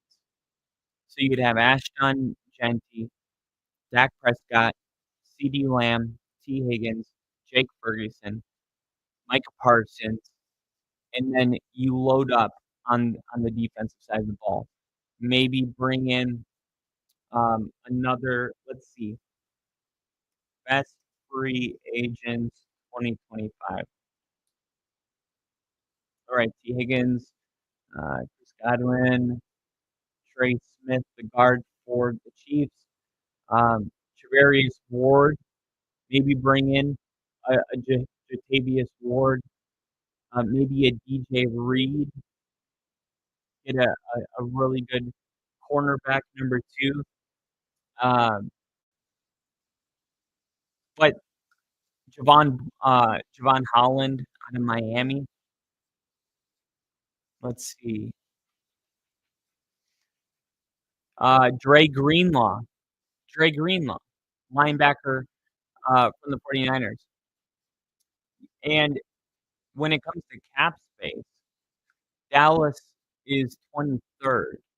So they have $24 million in cap space, but maybe they could, cut some other players. But all I'm saying is before you get rid of McCarthy, just maybe try a season where you add the best running back in the draft, add another dynamic wide receiver, and then build your defense up a little bit and see what can happen. Because one thing is for sure, with Dak Prescott out, we're seeing how good he is. And last year, he was playing at an MVP level. Had he not lost to Green Bay the way he did, people would have remembered that year in a much different light than they do. So that's kind of my takeaway from today. The fact that the Cowboys went on the road and got that win tells me a lot about Mike McCarthy, and I know that that guy's had a target on his back for a while now, but I think today I've lowered I've taken the target off his back. All right, Caleb Williams is trending today. He had a wow, he really did have an insane throw in this game. Uh, Absolute dart where he had what was he running for his life and then just launched it. I don't know if you guys saw this play. I'm gonna show you it.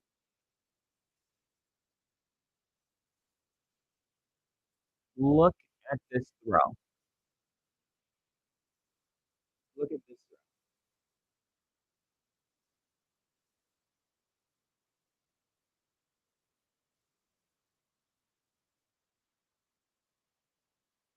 That that is one of those throws where you're like, wow,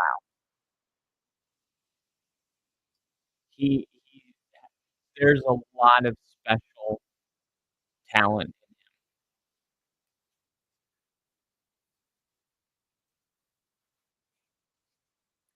but you're still looking for consistency.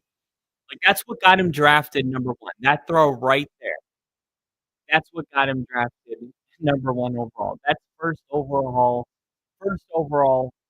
type of height, that type of throw. Um, but there's other moments where he's looking for a big play and he takes sacks. That's why he was leading the NFL in sacks. Since Russell Wilson took over, he was the only quarterback with more sacks than Russell Wilson. Um, but I think those there was a throw right after that, and I'm gonna show you this throw too.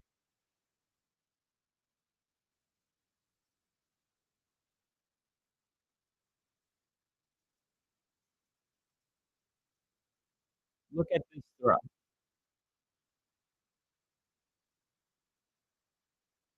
Wow. down the field to Keenan Allen. Those those are the throws that got him drafted at number 1. I mean, but that ball, it's interesting too because a quarterback makes this throw, and it's this close from being batted down or intercepted, and had it been intercepted, people would have been like, "Man, Caleb really he he he he has too much confidence in his arm. He thinks he can throw these balls that aren't there." But because he makes the throw, people are like, "Oh my god, this is why he was drafted number 1." It all just seems kind of fluky to me, where I wanna see him just it doesn't have to be like that type of a throw. I wanna see the easy throws made. I know he can make the running for your life throw downfield, but I wanna see him consistently just move the ball downfield without anything ridiculous needing to happen. He definitely needs a better offensive line.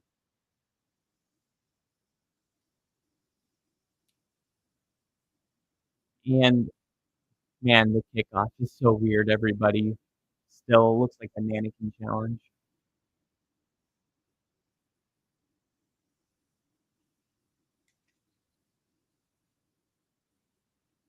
Mm. Sean McVay's Rams allowed 10 plus points in the first half in every game so far. Or no, 10 of 11 games. 10 of 11 games. So, let's see if the Rams can slow them down. Um, the Eagles have been really good on first and second down. Credit to Saquon Barkley. Here is a run, Saquon Barkley. Oh my goodness. Oh, he's gone. He's gone. Bye. First play of the second half. How does a 75-yard run sound? Wow. Wow. 70-yard run right off the bat. Wow. 143 rushing yards, and that didn't take long. No. That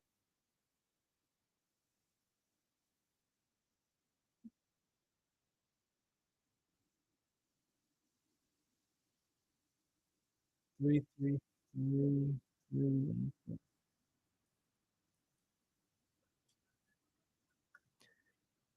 What an adjustment by the Rams.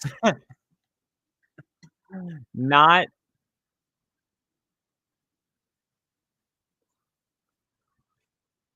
wow.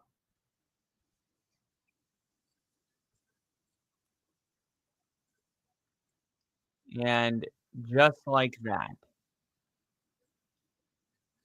it's 20-7.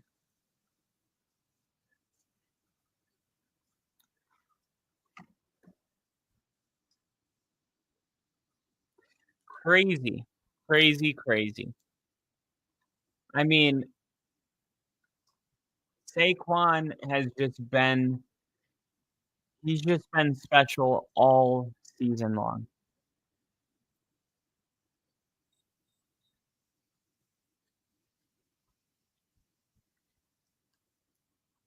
Man.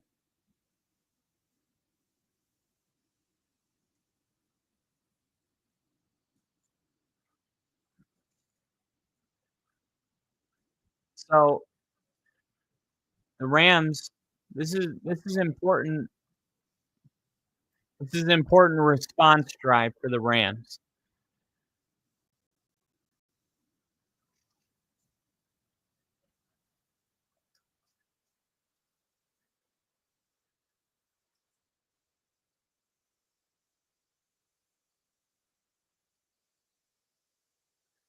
Alright.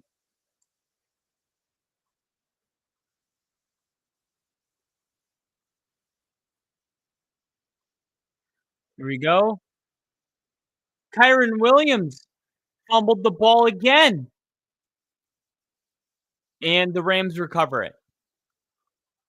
Wow. Yikes.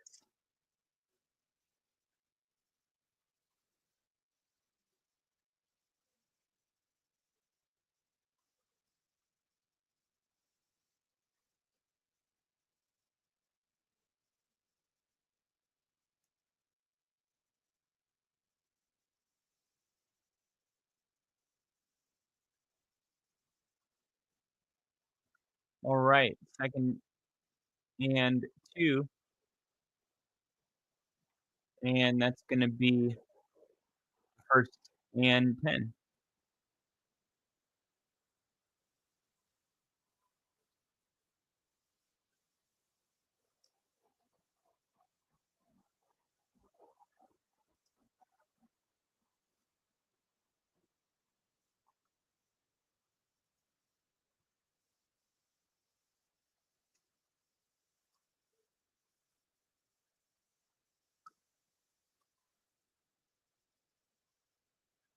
Stafford caught. Puka Nacua. Oh, there's a flag. Pass interference on the Eagles. It'll stand.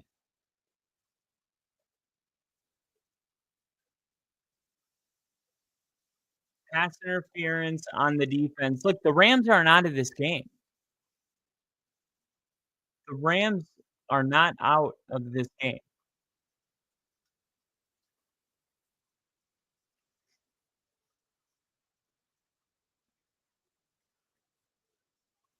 They gotta get Cooper Kupp more involved if they're gonna win this game.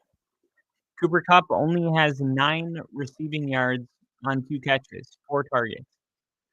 Fake handoff, rolling out, and here's the tight end, 1st down. The Rams go on a drive here, score a touchdown, bring it, within 6. Ev They'll be alright. Darius Slay is down, though. So, see see what's going on with Darius Slay. Jalen Hurts has 100. Got about 200 passing yards between these 2 teams.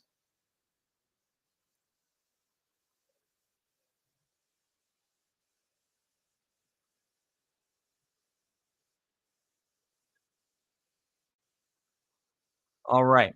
So, taking a quick commercial break, and we'll see what the injury is. Man, if there is an injury, I would expect the Rams to target the corner coming in, maybe on the first play.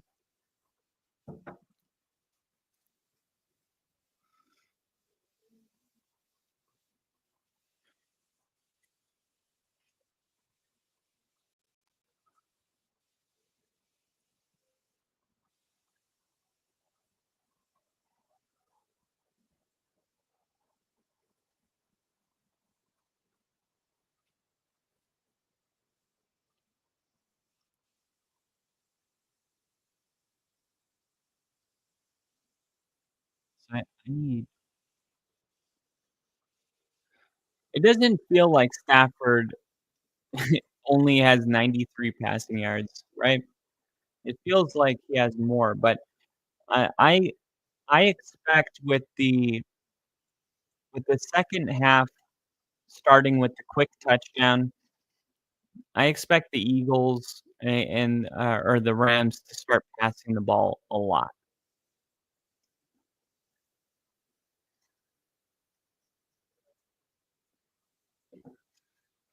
Kyron Williams has the only touchdown on the day for the Rams.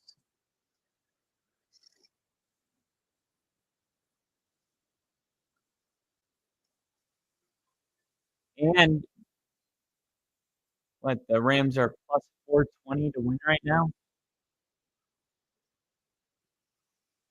$15 pays 63. I'm putting 15 on the Rams.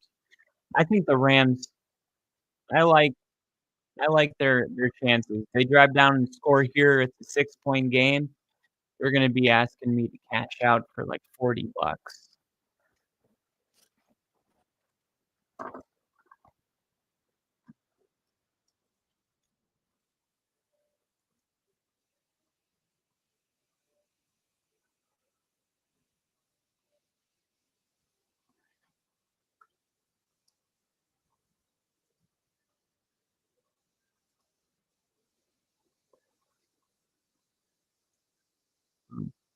Alright, here we go. 1st and 10, Rams about 8 yards away from the red zone, and they're gonna hand it off to Kyren Williams, and he is going to get swallowed. And that is a drive stalling play right there.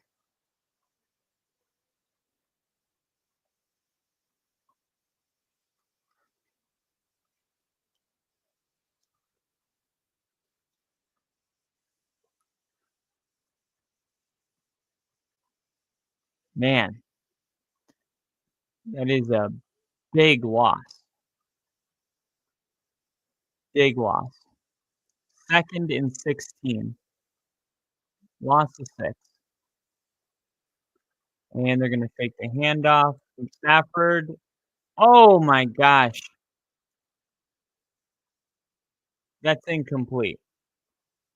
Blankenship was running it back, and I was confused, but it was incomplete. Clearly incomplete, I thought. I don't think you can fumble the ball that fast forward without throwing the ball.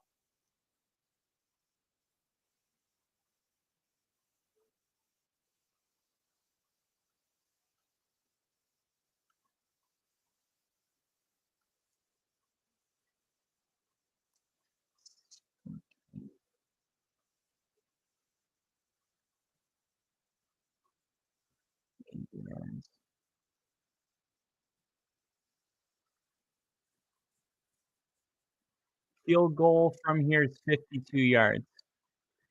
3rd and 16. Stafford taking a shot downfield. Oh, Kupp dropped it. There's a flag. There's a flag.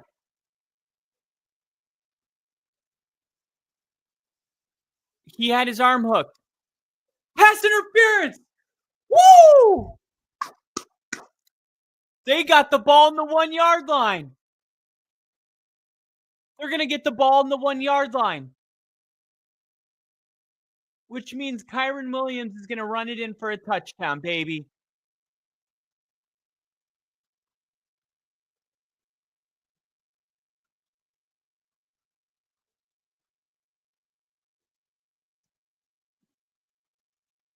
Not a good call. It's a terrible call, but I love it because it puts the ball in the 1-yard line. Or where?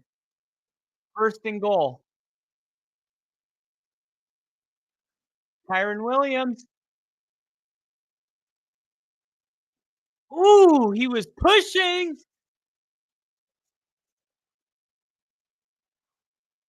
Darius Slay still a little banged up, heading to the locker room.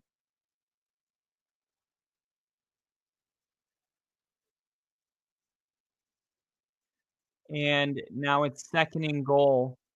They were on what, the 3, and they picked up about 1. They need about 2 yards.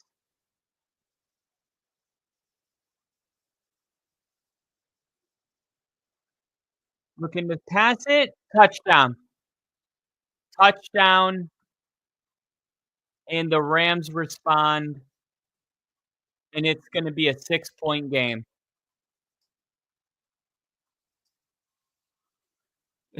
Bad PI. Bad PI. There was no PI. But the Rams have scored a touchdown because of it. Wow. That was a really good route. That was a really good route. And the extra point? Good. It's a 6-point game, ladies and gentlemen. 6-point game after the terrible pass interference, and the Rams in striking distance. Love it. Let's see. I knew they were gonna score, and I was right. They're offering me $30. So I just made, what, $15 in 4 minutes? I should cash out. Okay, take the 15. Should take the $15 because I already have another one in. I put 2 in. I put the Rams to win straight up at 420. I put 15, and that one paid out $31. So 5 pays out 31. So what's the difference? So I would win $26. I would make 26, and I would be cashing out at 30. 30 plus 26 is 46, so I would only gain $3 by holding. I'm cashing out and taking the 15. There we go. Perfect. Oh my god, I cashed out of the wrong bet. I'm an idiot. I just cashed out of Saquon Barkley and Kyren Williams to record 5 yards rushing in each quarter, which I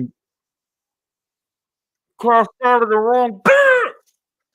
Oh my god.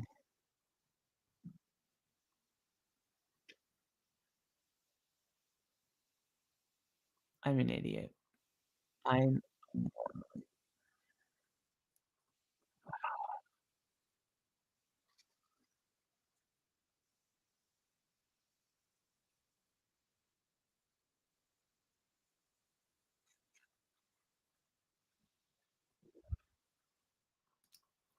We might have a shootout happening.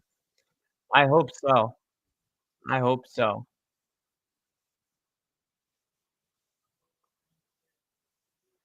So, how many yards now? We got 101 yards. How does Stafford still have 95 passing yards? That is just crazy. Okay, so they have two 196 passing yards between them. I need 200 more yards passing. But there's 11 minutes left in the third. A lot has happened in 5 minutes or 4 minutes. A lot has happened in 4 minutes. We've had 14 points scored in the first 4 minutes of this game, 4 minutes of the second half.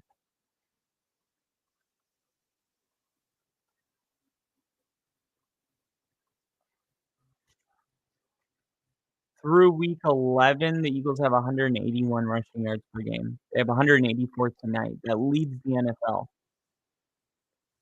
He's the offensive player of the year. Fake the handoff to Saquon, firing.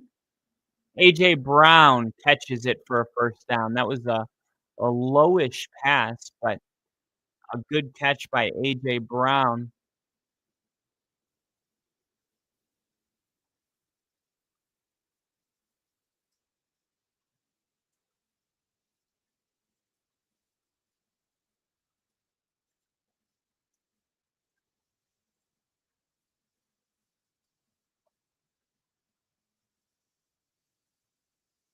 Right. Handoff, Saquon Barkley. Barkley stays on his feet, picks up 6. And Saquon Barkley is running his ass off right now. He's got 151 yards rushing. 151 yards rushing. Kyren Williams, 64 rushing. So they got about 205 yards combined. And Saquon's going to pick up 2 here.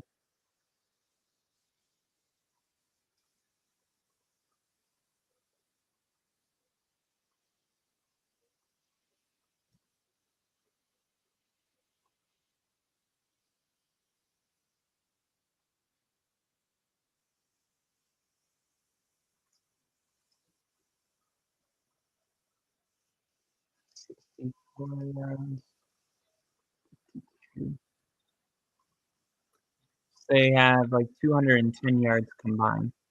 Here comes the tush push. Hurts picks up 5.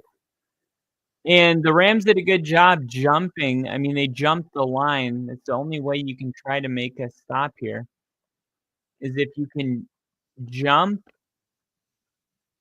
Jared Verse jumped, but Hurts immediately went in, and Jared Verse jumped center, and he just dodged him.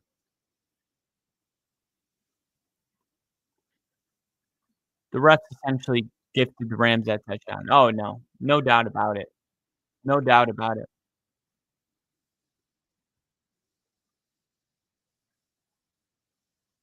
Looks like Kenneth Gainwell's in the game. And then they're going to pass it. And Hurts is just going to throw this away. And that's going to bring up 2nd and 10.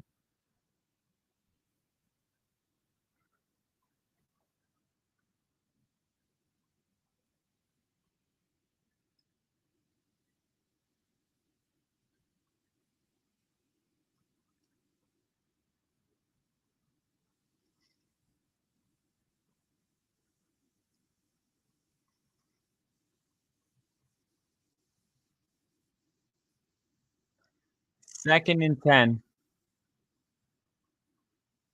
Gainwell gets the handoff and goes for no gain. It's amazing when it's not Saquon Barkley, the results aren't there.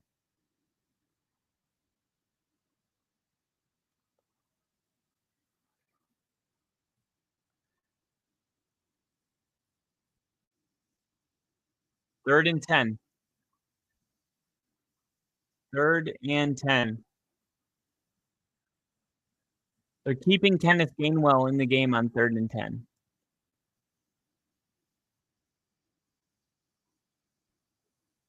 Hurts stepping up into the pocket. He's going to get the first down. He's going to get the first down with his legs. Oh my gosh, and Goddard just bodied a Ram defender at the end of the Hurts run. Let's see what the flag is.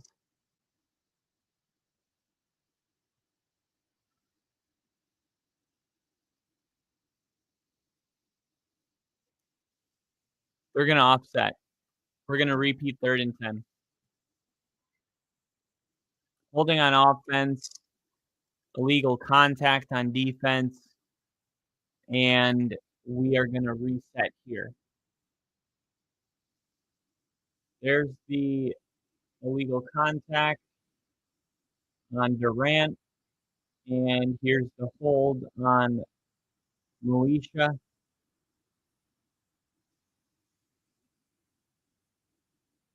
And that was a good hold because that was the only reason Hurts escaped the pocket right there.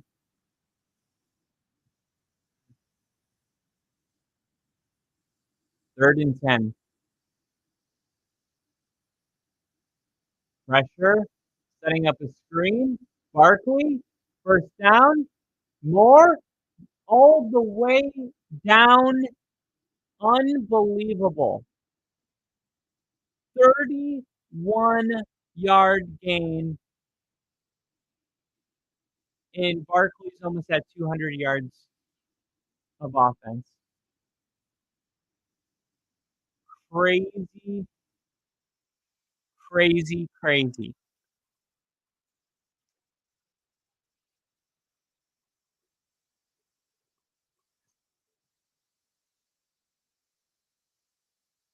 And Kenneth Gainwell came in. It's like every time Saquon goes out of the game, Gainwell, finally, touchdown.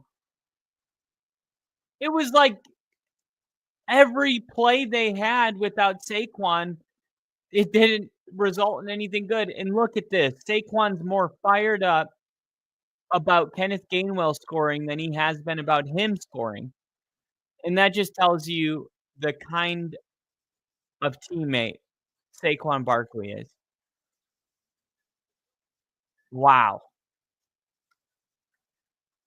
And the Eagles an extra point away from making it a 13-point game.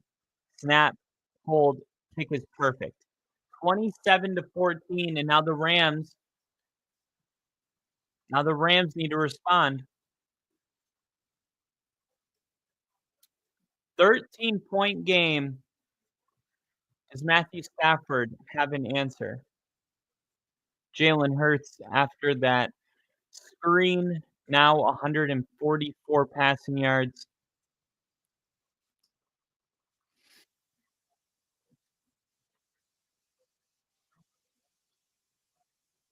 And 6 minutes left in the third quarter. Wow.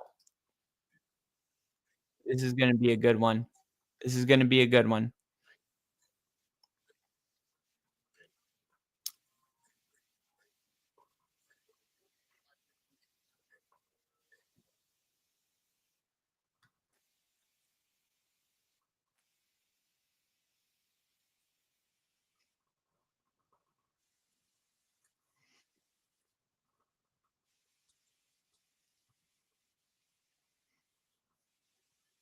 Ooh, the Rams' odds of winning have gone to plus 630.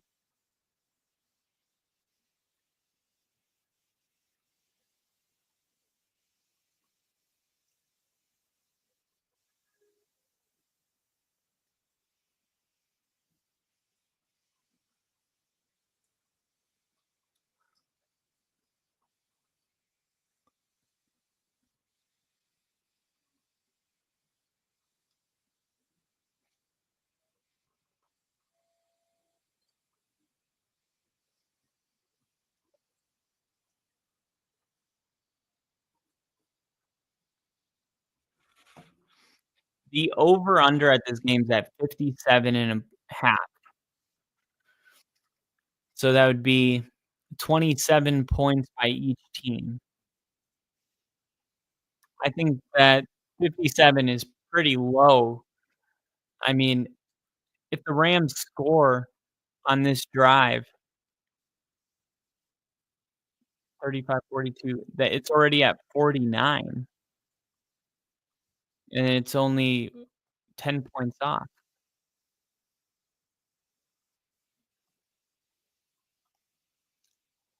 Rams' 8th drive combo, both Puka Nacua and Cooper Kupp have a 10-yard reception. I like it. Cooper Kupp and Puka Nacua have a 10-yard reception on this drive. Let's go!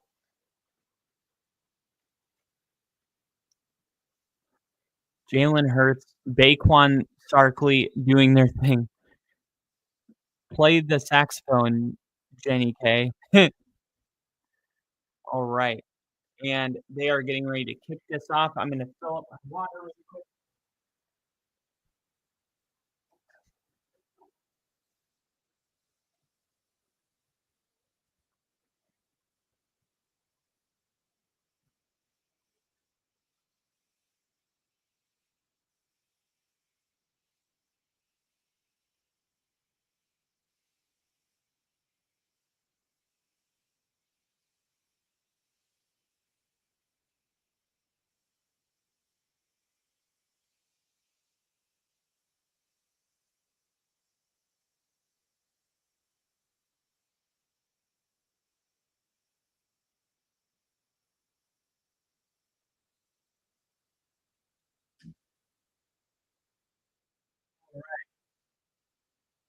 second down. What was first down?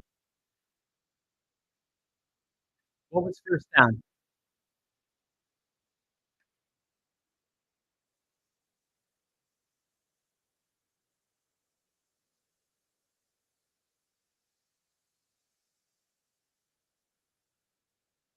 Handoff? Kyron Williams? Oh, Blake Corum.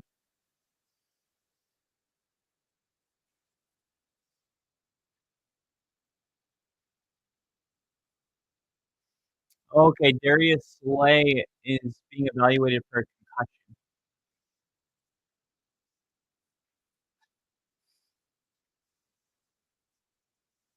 And he is being ruled officially out.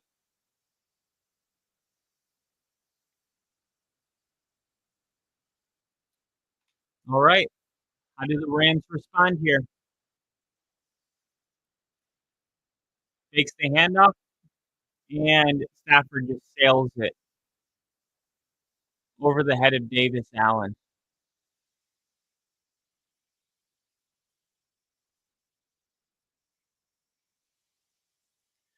The Rams offensive line needs to do a better job.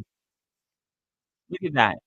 You got you got an offensive lineman that is blocking nobody while a free rusher is coming in. They're going off they're coming off the edge, and the Rams are playing inside. Here we go. And Cooper Kupp with an 8-yard catch. And now it's gonna be 3rd and 3. A lot better than 3rd and 10. So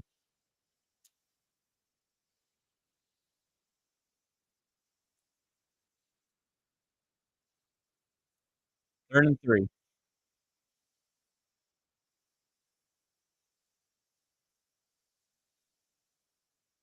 Gotta get rid of the ball quick. Bring in pressure, quick throw, Cooper Kupp, and he's gonna be short by less than a full yard. CJ Gardner-Johnson, look at this. Watch Cooper Kupp extend the football. Does he get it? No. 4th down. Takes the handoff. Caught! Puka Nacua! Down all the way, almost to the red zone. Let's go!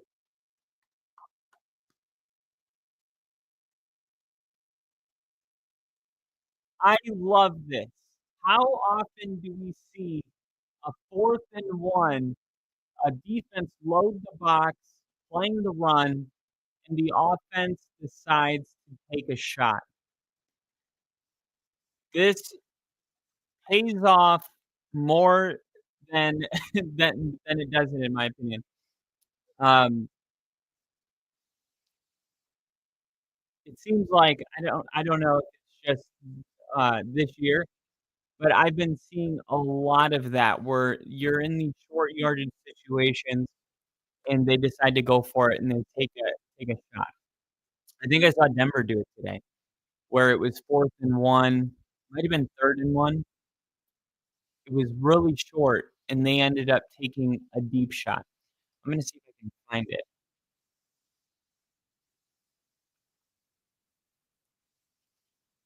Stats.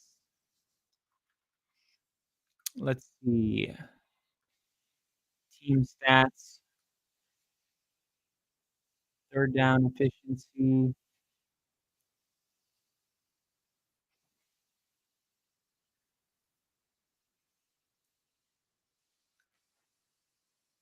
Denver only allowed 1 sack today, and the Raiders got sacked 5 times.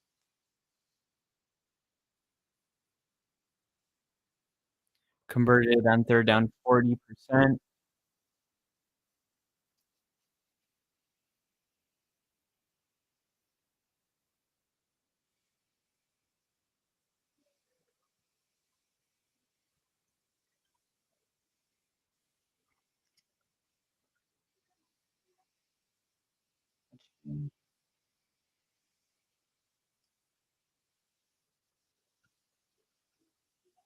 4th and 7.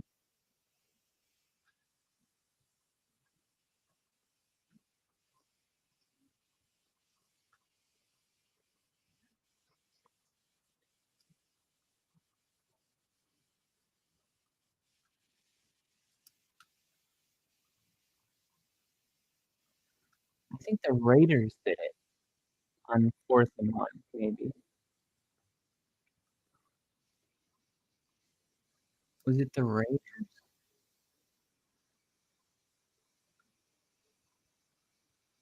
Might have been the Raiders.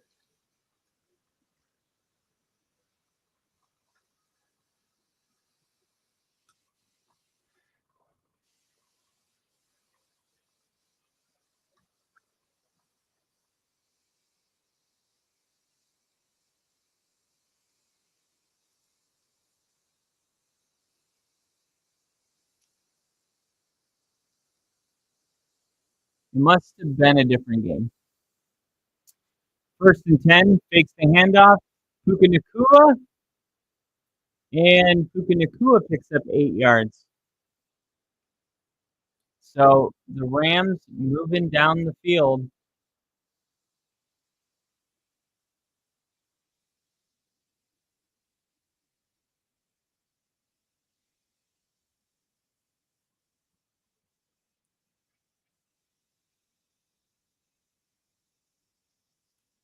Alright.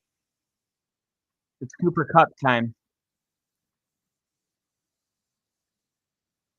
And they're gonna hand it off. Oh, man. And he's gonna get gobbled up in the backfield on 2nd and 1, and now it's gonna be 3rd and 4. Graham has been insane in this game.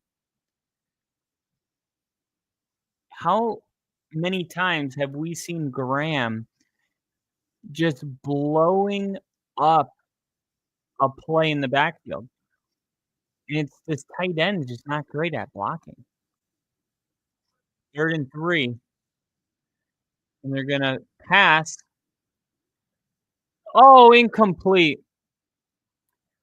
This is interesting because do they make it a 10-point? Oh, there's a flag. It's on the Rams.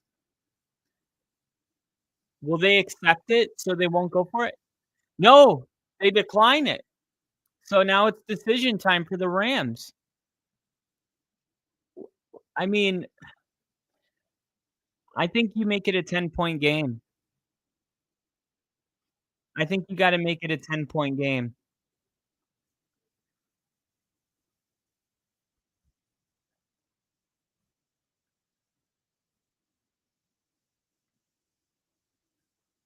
Sirianni.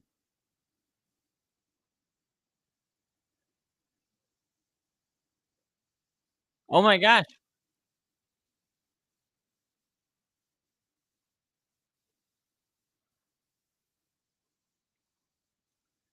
This is interesting because I this is why I thought that he would have taken the penalty.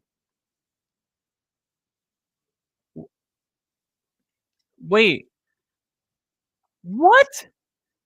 So now they're saying that Sirianni did take the penalty.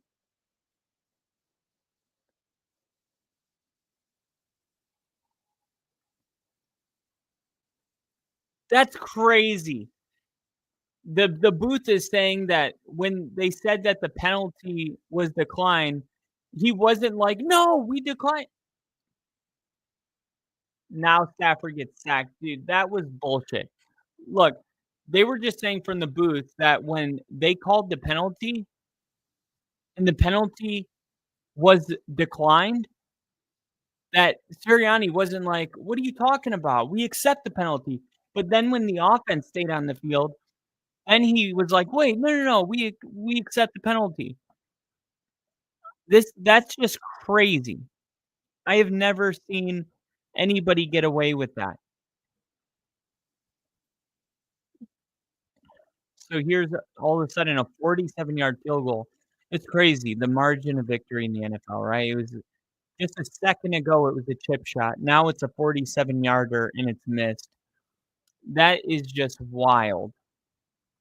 That is just a wild sequence of events. And now the Rams defense needs to step up and make a big play, but that is actually total bullshit from the officials. I don't understand how you can go back and say, "Oh, no, no, no. We actually do accept the penalty now that they're going for it," and the refs actually acknowledge it.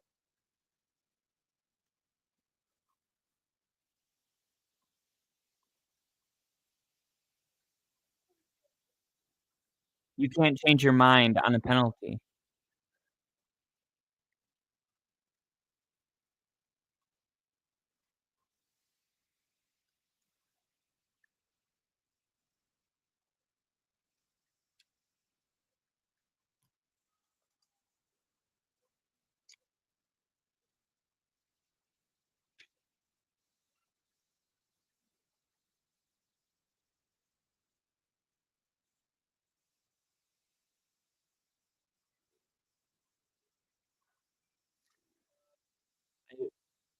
I just don't know when the NFL started to allow coaches to undo their decisions on penalties.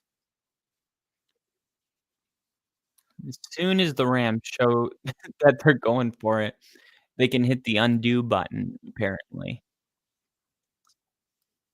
This is definitely something that needs to be addressed by the NFL moving forward.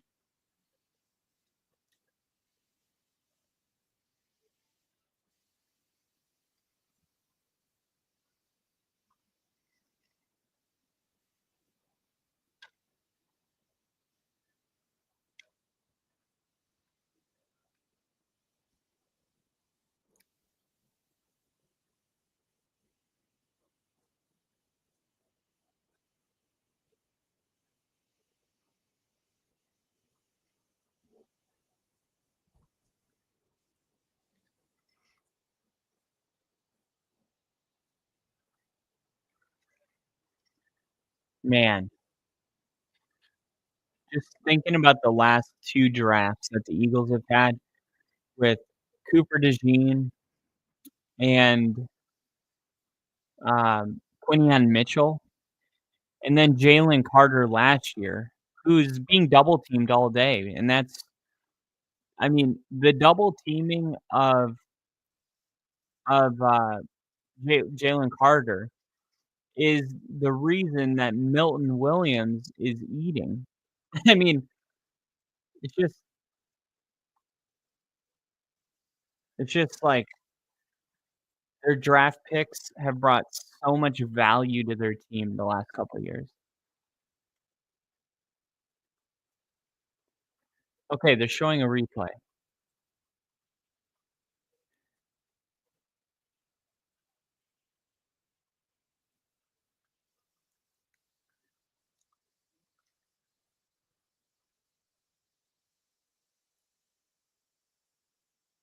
Yeah, that's weird. That's just they're showing it right now. Very strange. 3rd down, and the Eagles will have to snap it again before the end of the 3rd quarter, which helps the Rams if they can get a stop here, that would be huge.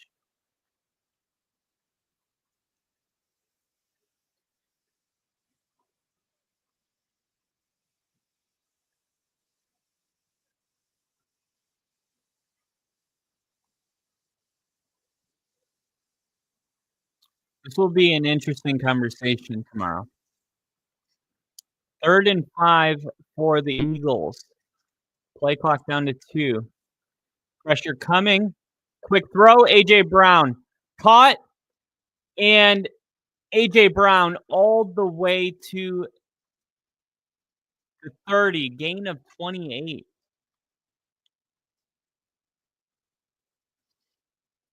So the Rams did a good job of stopping them on 1st and 2nd, but then on 3rd down, they give up a big play, and the Eagles are looking to go up 20 points if the Rams don't get their crap together. I still think that the Rams are gonna find a way to stay close. I just have a gut feeling. I could be off. I could be wrong here.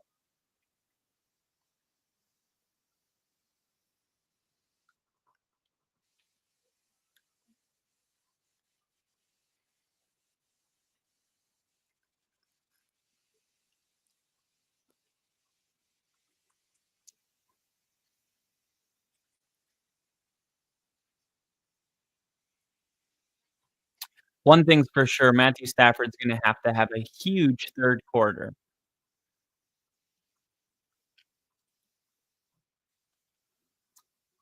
I mean, it's gonna have to be a really big time. I mean, this game could get out of hand quick. I mean, you just blink and this game could be 34-14.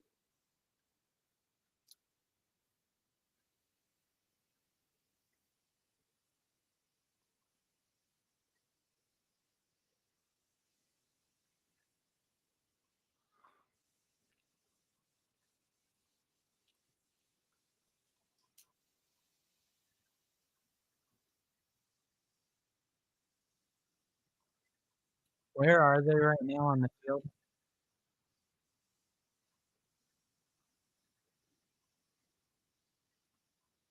Saquon Barkley already has 30 fantasy points.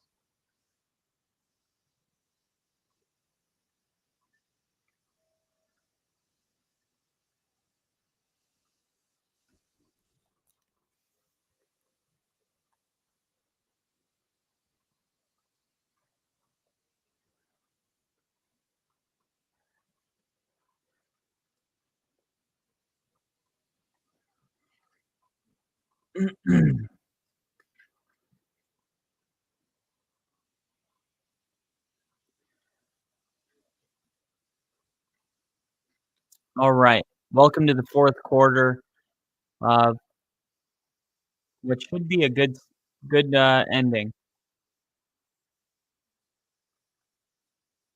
All right, they're gonna hand it off, and Barkley will pick up 1, maybe 2.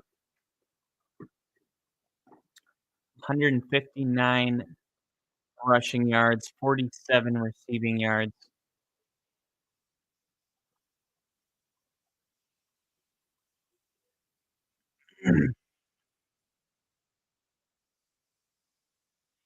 A.J. Brown having a big night with Devontae Smith being out 109 yards and a touchdown, 6 catches, 2nd and 8. Hurts, Dallas Goedert, and they're gonna stop him 4 yards short, so here's a 3rd and 4. What was that? And this is where the Rams have struggled massively, getting off the field on 3rd down. Let's see if they can do it here.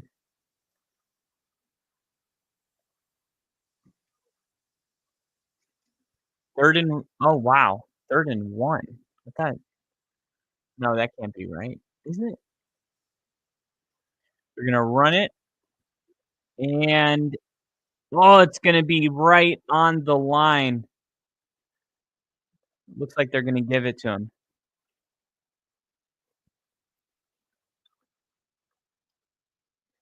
Looks like they're gonna give it to him. 1st down.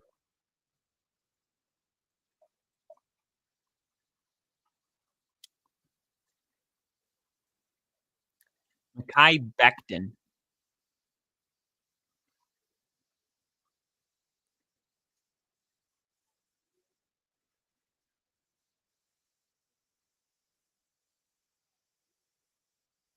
They're gonna pitch it to Barkley.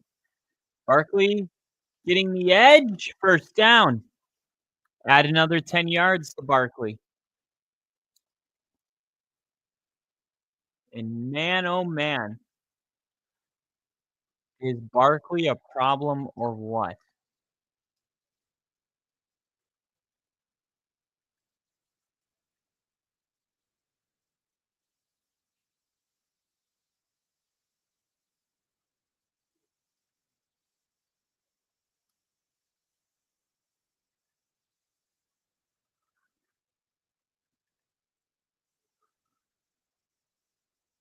Second and 1, up the middle, and that's gonna be a first down. Man, the Eagles are gonna be really tough. The Eagles are gonna be really tough. I'm looking at their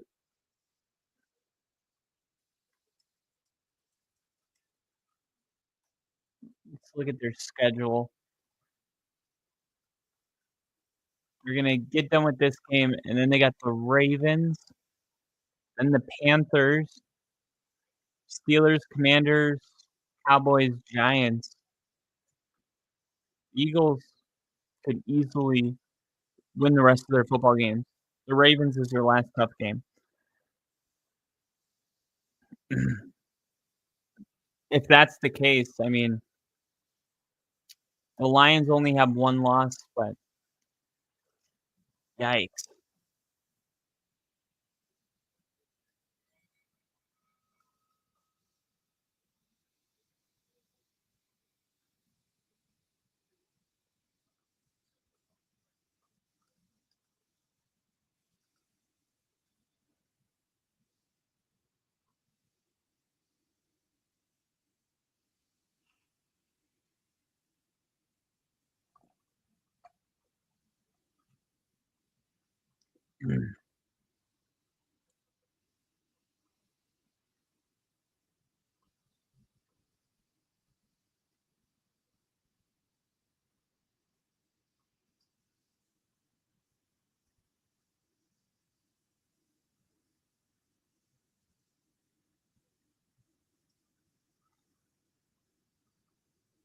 First and goal. Hurts is gonna run it himself, and nowhere to go.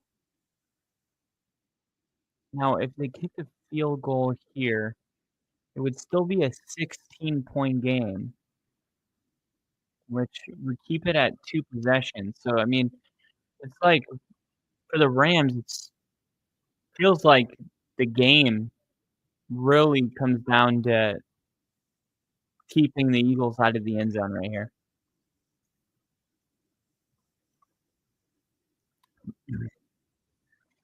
Hurts under center, second and goal. See if they pitch it to Barkley here. Fake the handoff, fake the reverse. Hurts throwing, and that is gonna go to a lucky fan.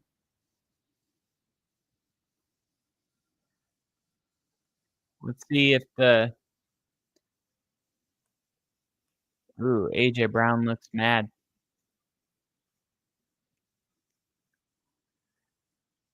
All right, big 3rd and goal right here. This is a huge 3rd and goal for the Eagles. The Rams need to find a way to get the ball. An interception, a strip sack, a fumble, but most importantly, a stop. Back to the end zone. Oh, A.J. Brown. Oh my gosh, they throw a flag. They throw a late flag, and it's gonna put the ball on the 1-yard line. Nope, now there's a second flag. There's a second flag. Is this offsetting?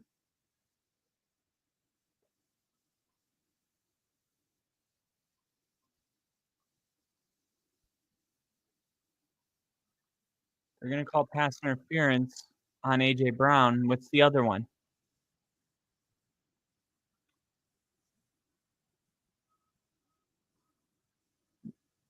That's a that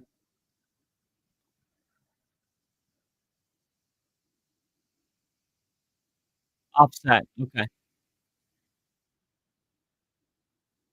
Pass interference on number 37. Offsetting penalties, 3rd down.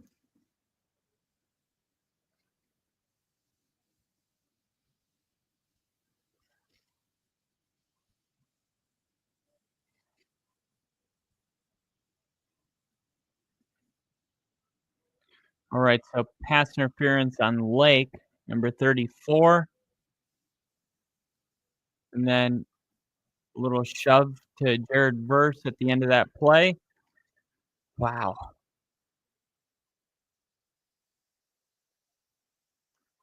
3rd and goal. Hurts, end zone, incomplete, off the hands of Goddard. No, no, no.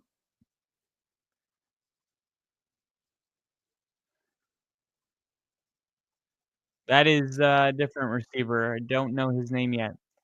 Tallest receiver ever at the combine at 6'6", Wilson. All right, 26-yard field goal to make it a 2-possession game. Well, to make it a 16-point game, and it's good. So the Rams still have a path to victory. It involves a touchdown and a 2-point conversion to bring the game within 8. Hey, they could do it. We've seen a lot of weird football today. A lot of weird football today.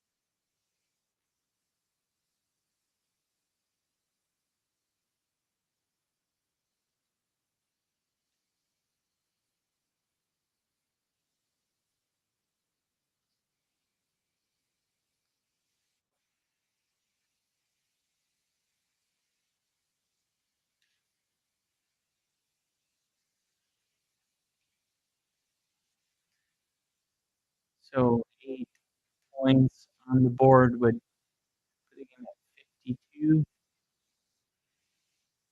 That would make it a 6-point game.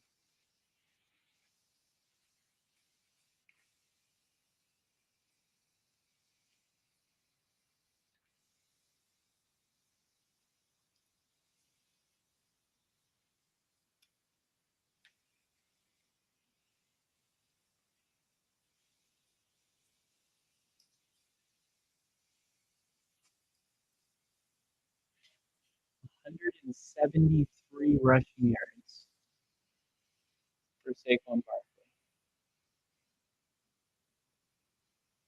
62 for, geez, Kyren Williams.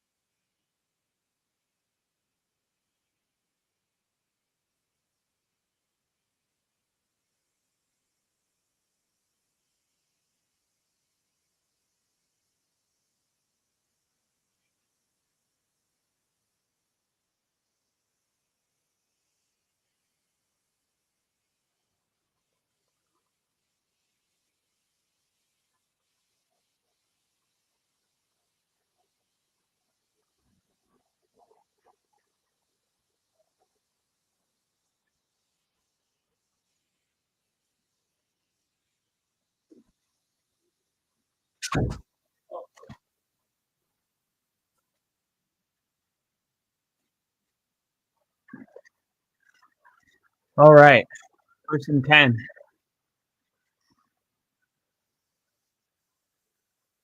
Stafford looking to throw. Puka Nakua. 1st down, right off the bat.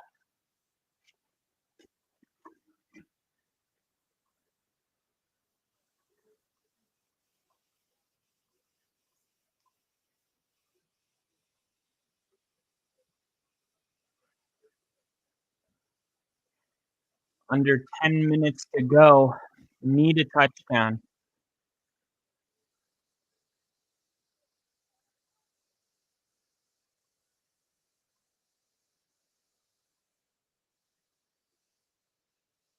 Taking a shot downfield. That's a pass interference. That's not PI?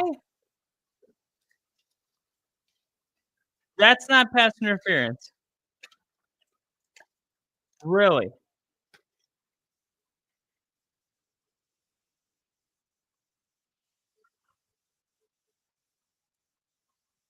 How is that not pass interference?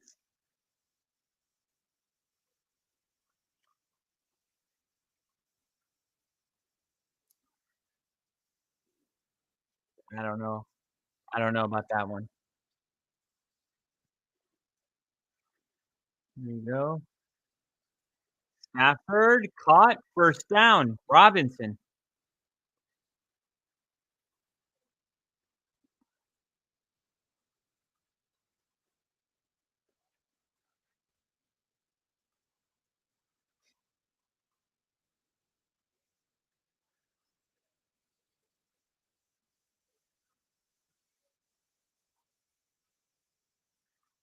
First and 10.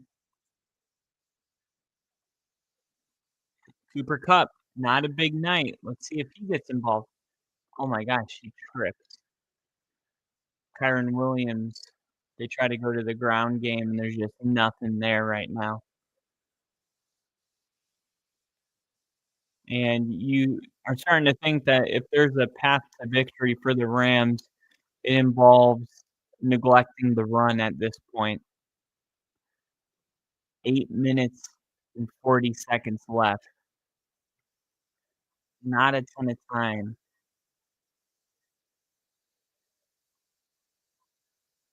3 timeouts for the Rams. Stafford looking to throw. Incomplete. Stafford stepped up into the pocket and an incomplete pass. Definitely 4 down territory.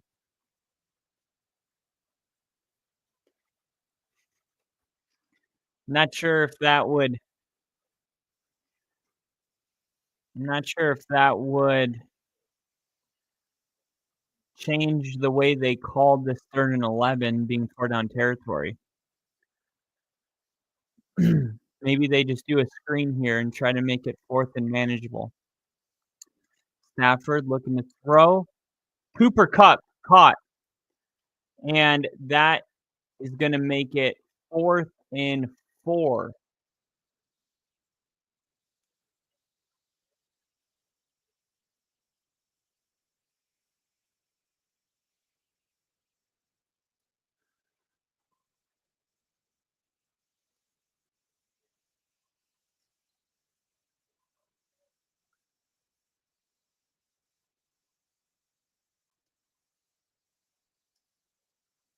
All right. 4th and 3. Rams need it. Eagles bringing pressure. Stafford got it. What a throw and catch by Atwell. 7.5 minutes left.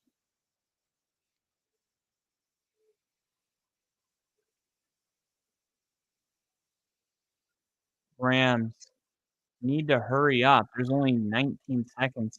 Come on. Taking a little bit too much time here.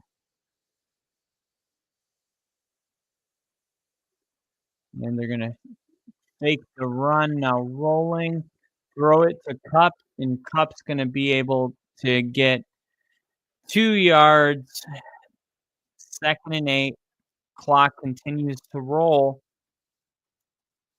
Ideally, you are gonna score a touchdown at least with more than 5 minutes.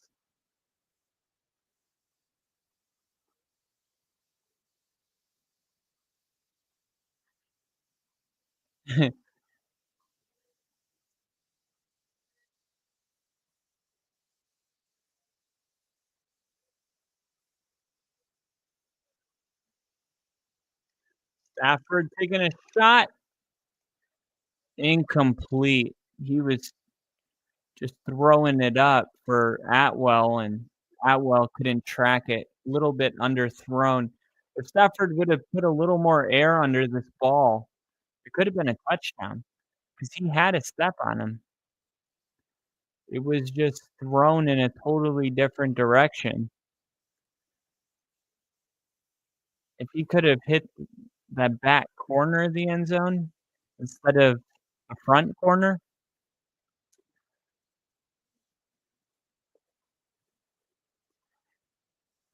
Stafford 20 for 29, 186 yards. 3rd and 9. Here's Puka Nacua for a first down, and a flag gets thrown in.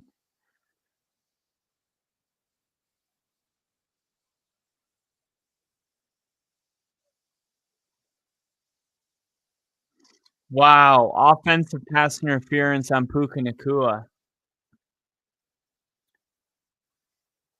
Oh, that is a crushing penalty.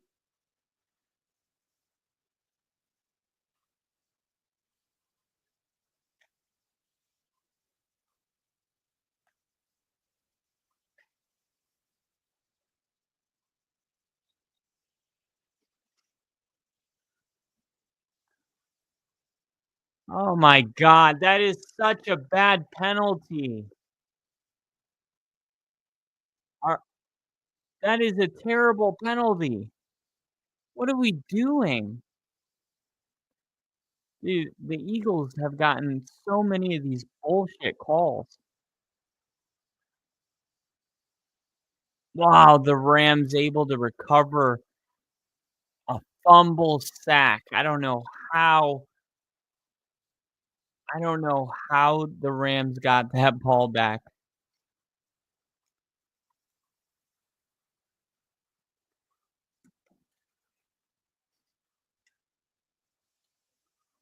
Jalen Carter just right up the middle.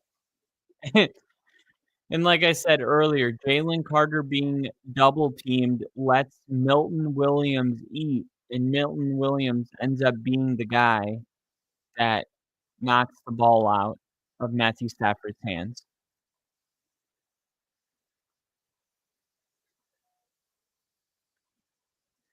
So Sean McVay thinks that the best chance uh, for victory is not a 4th and 30 conversion. It's crazy because I mean you got you got the conversion by Puka Nacua on 3rd and 10, and then next thing you know, it's an offensive PI on a really bad call, really ticky tacky penalty, and then a sack fumble, and it's 4th and 30, and the drive's over. It's crazy to see how fast that things can change.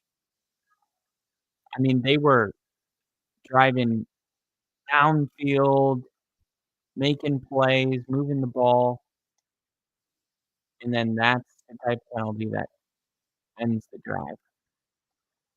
They've had no answer for the Eagles' defensive line today. The Eagles' defensive line has been in Stafford's face all day, and I just don't know who's gonna be able to beat this team. Like, you're talking about a good defense, a good defense, and the best running game in the league, besides the Lions maybe. But I don't know unless the Eagles and Lions play in the divisional round. I don't know how the NFC Championship game doesn't feature the Eagles and the Lions. I don't know. That's why the I had the Eagles at number 2 in my power rankings and the Lions at number 1.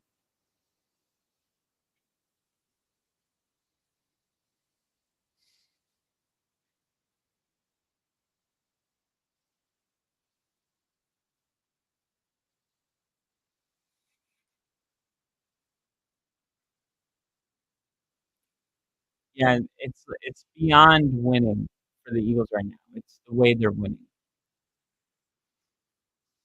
They're wearing down their opponents. They really are. You can just tell by the way they're running the football. Next week is gonna be a great one. Thursday night, Thanksgiving night, the Dolphins and Tua with their season hanging in the balance going against Green Bay. And I'm a Packers. I always cheer for the Packers, but I will especially be cheering for the Packers because Denver has a 2-game lead over the Dolphins right now for that 7th seed. And if the Packers could beat them and give them a 3-game lead, that would be just super helpful. Wow. 600-pound squat at Oklahoma. They always show this squat. 585.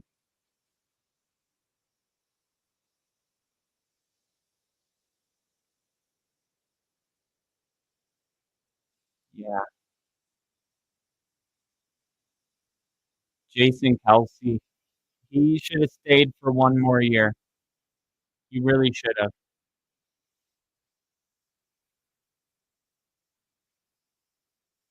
I feel like Jason Kelsey, no matter what he says, deep down inside, he's got to be like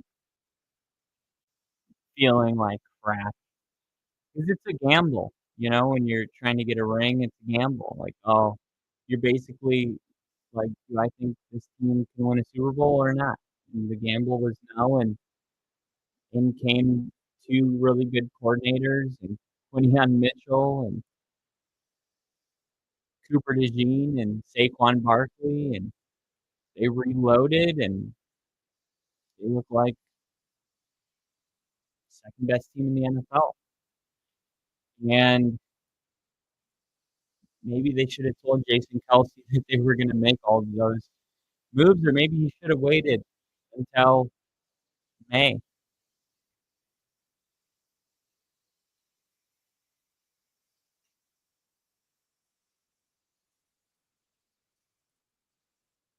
Because Jason Kelsey retired in March, and he felt like he was physically not able physically to compete at the level he wanted to.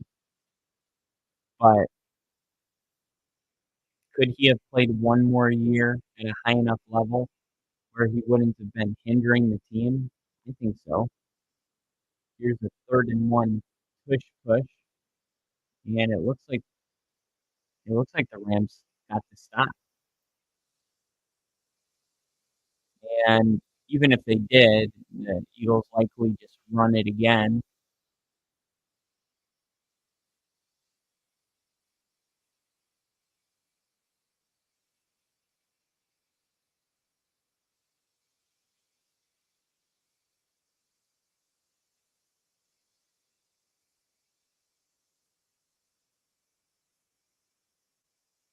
They're going for it on their own 20-yard line. And now they got a free first down.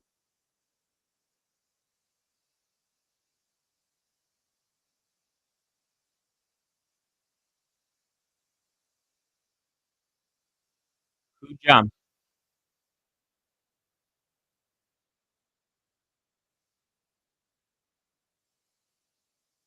Who jumped? Conference? Conference is going on.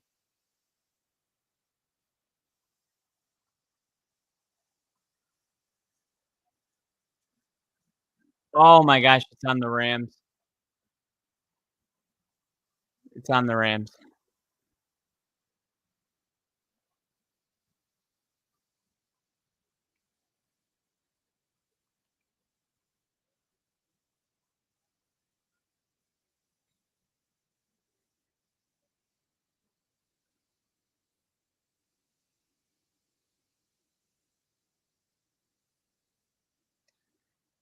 Rams 1 timeout, and you only got 1 timeout. You're gonna get a handoff, handoff, and a handoff. So, yeah, I pulled their schedule up earlier. They have the Ravens, Panthers, Steelers, Commanders, Cowboys, Giants. So, I mean, maybe the Eagles finish worst case 12-4,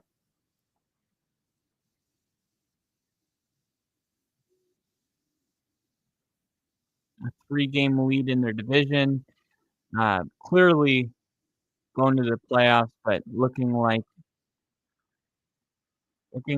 much more than the playoffs is expected for Philly.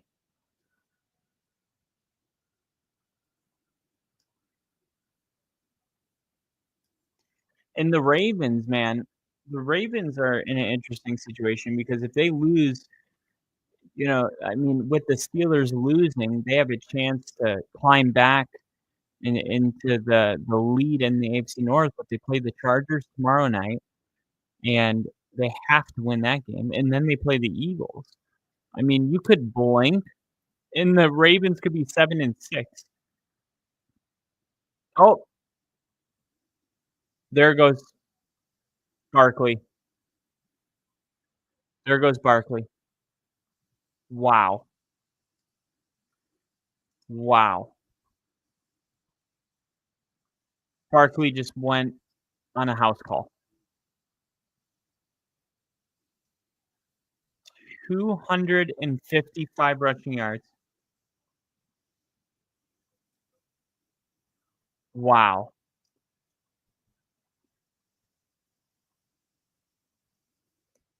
Wow, wow, wow.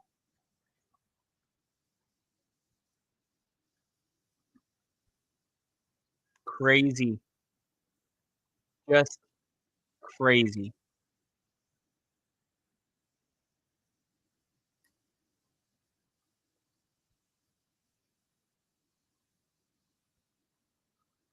Wow.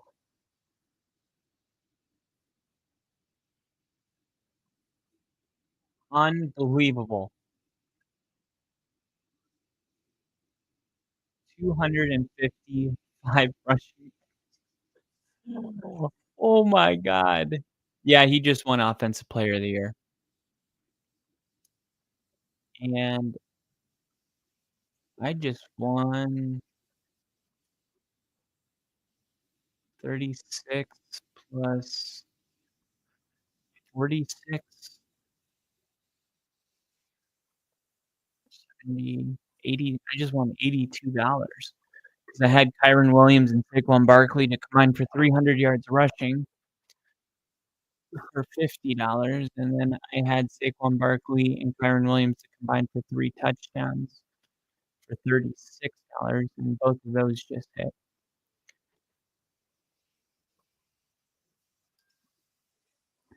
172, 186.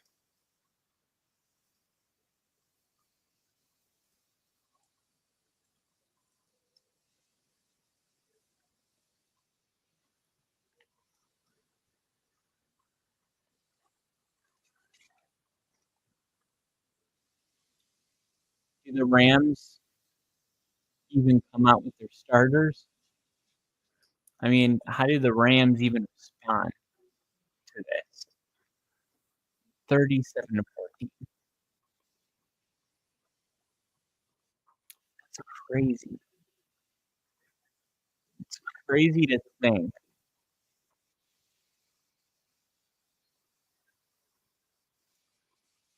how out of hand this game got.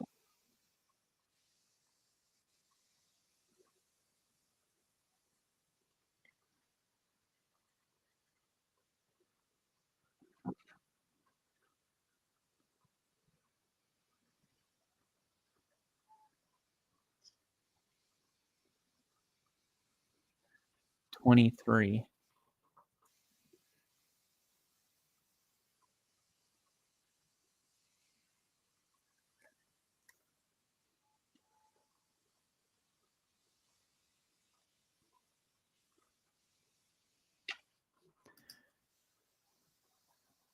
255 yards, most in a game in team history.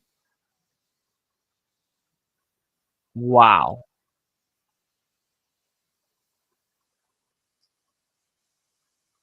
I'm at a loss for words. Saquon Barkley has 46 fantasy points. He single-handedly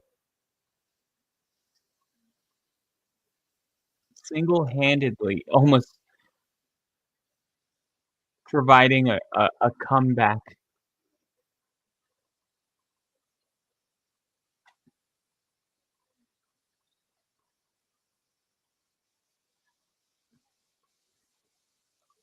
Crazy.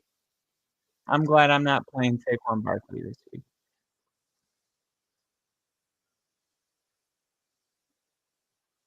And now Kyren Williams with a 12-yard run.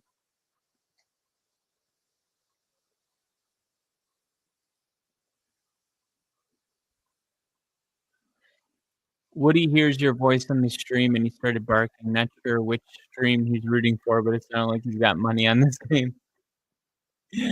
That's hilarious. Not the standard. He's rooting for the Eagles, of course. Woody's actually at the spa, getting his nails clipped and his hair done. 37-14. Crazy. Crazy. Puka Nakua. And that'll take us to the 2-minute warning. And the Rams get to the 2-minute warning. I said this earlier about the NFC West, but the NFC West is still open. I know people keep pretending that, the 49ers season was over because they went 5-6, and the Rams are gonna go 5-6. Their season's not over.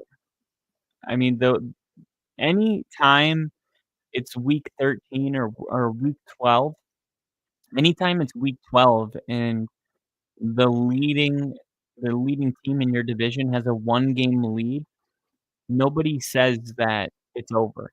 If the Seahawks were 10-2 and the Rams were 9-3, nobody would be saying at this point, "Oh, it's over." Because it's a losing record, people are willing to say that the season's over, right? If it was week 15 and there was a team that was 13-2 and a 12-3 team, everyone would be like, "Oh, this is coming down to the wire." But because the Rams and 49ers are 5-6, people are like, "The season's over," even though the Seahawks and Cardinals are 6-5. I never noticed that until this year, but for whatever reason, if you have a losing record, people think you're 1 game back. It feels like you're 3 games back. But this division's still wide open for the Rams. It's wide open for the 49ers. It's wide open for anybody. And if you actually pull up the schedule, there's enough divisional games between the NFC West where each team really does control their own destiny.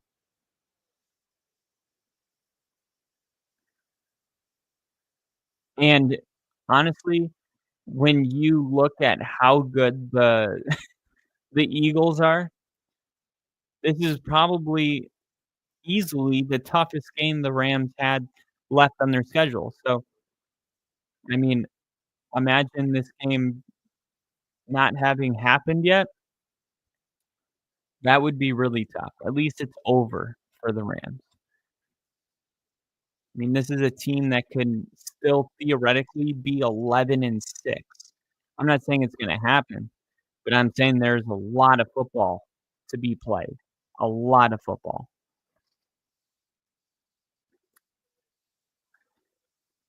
For Philly, they're guaranteed playoffs.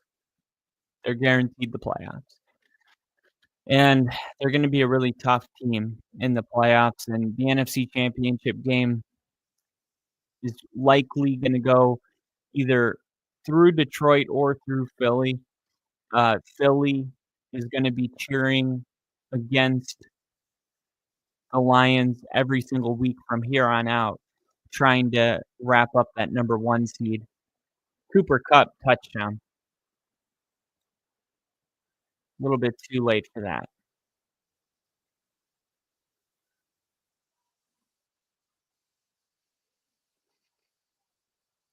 A little bit of pride points. A little bit of, pride points on the line here.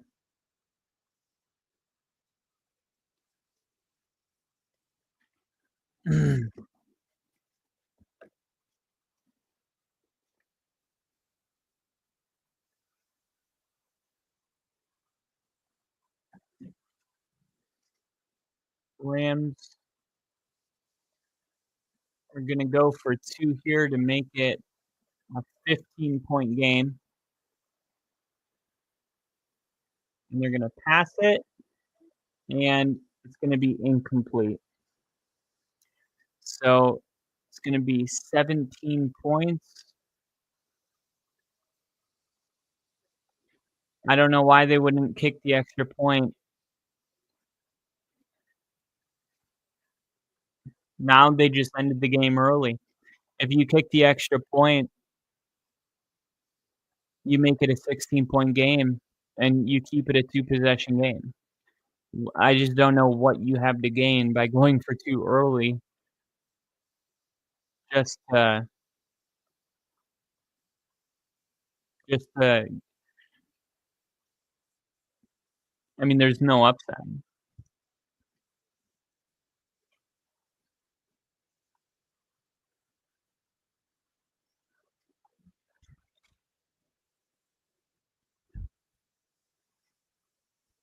Oh, no.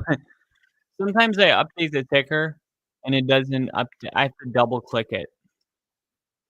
Well, now I have to change it because the Rams just scored, actually. But for instance, look, if I just updated the ticker, okay, that time it worked.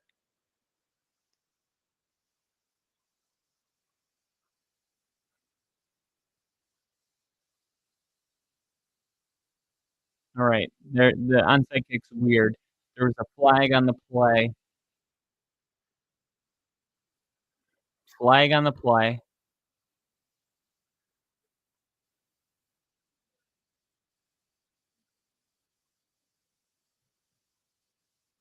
Oh, re-kick.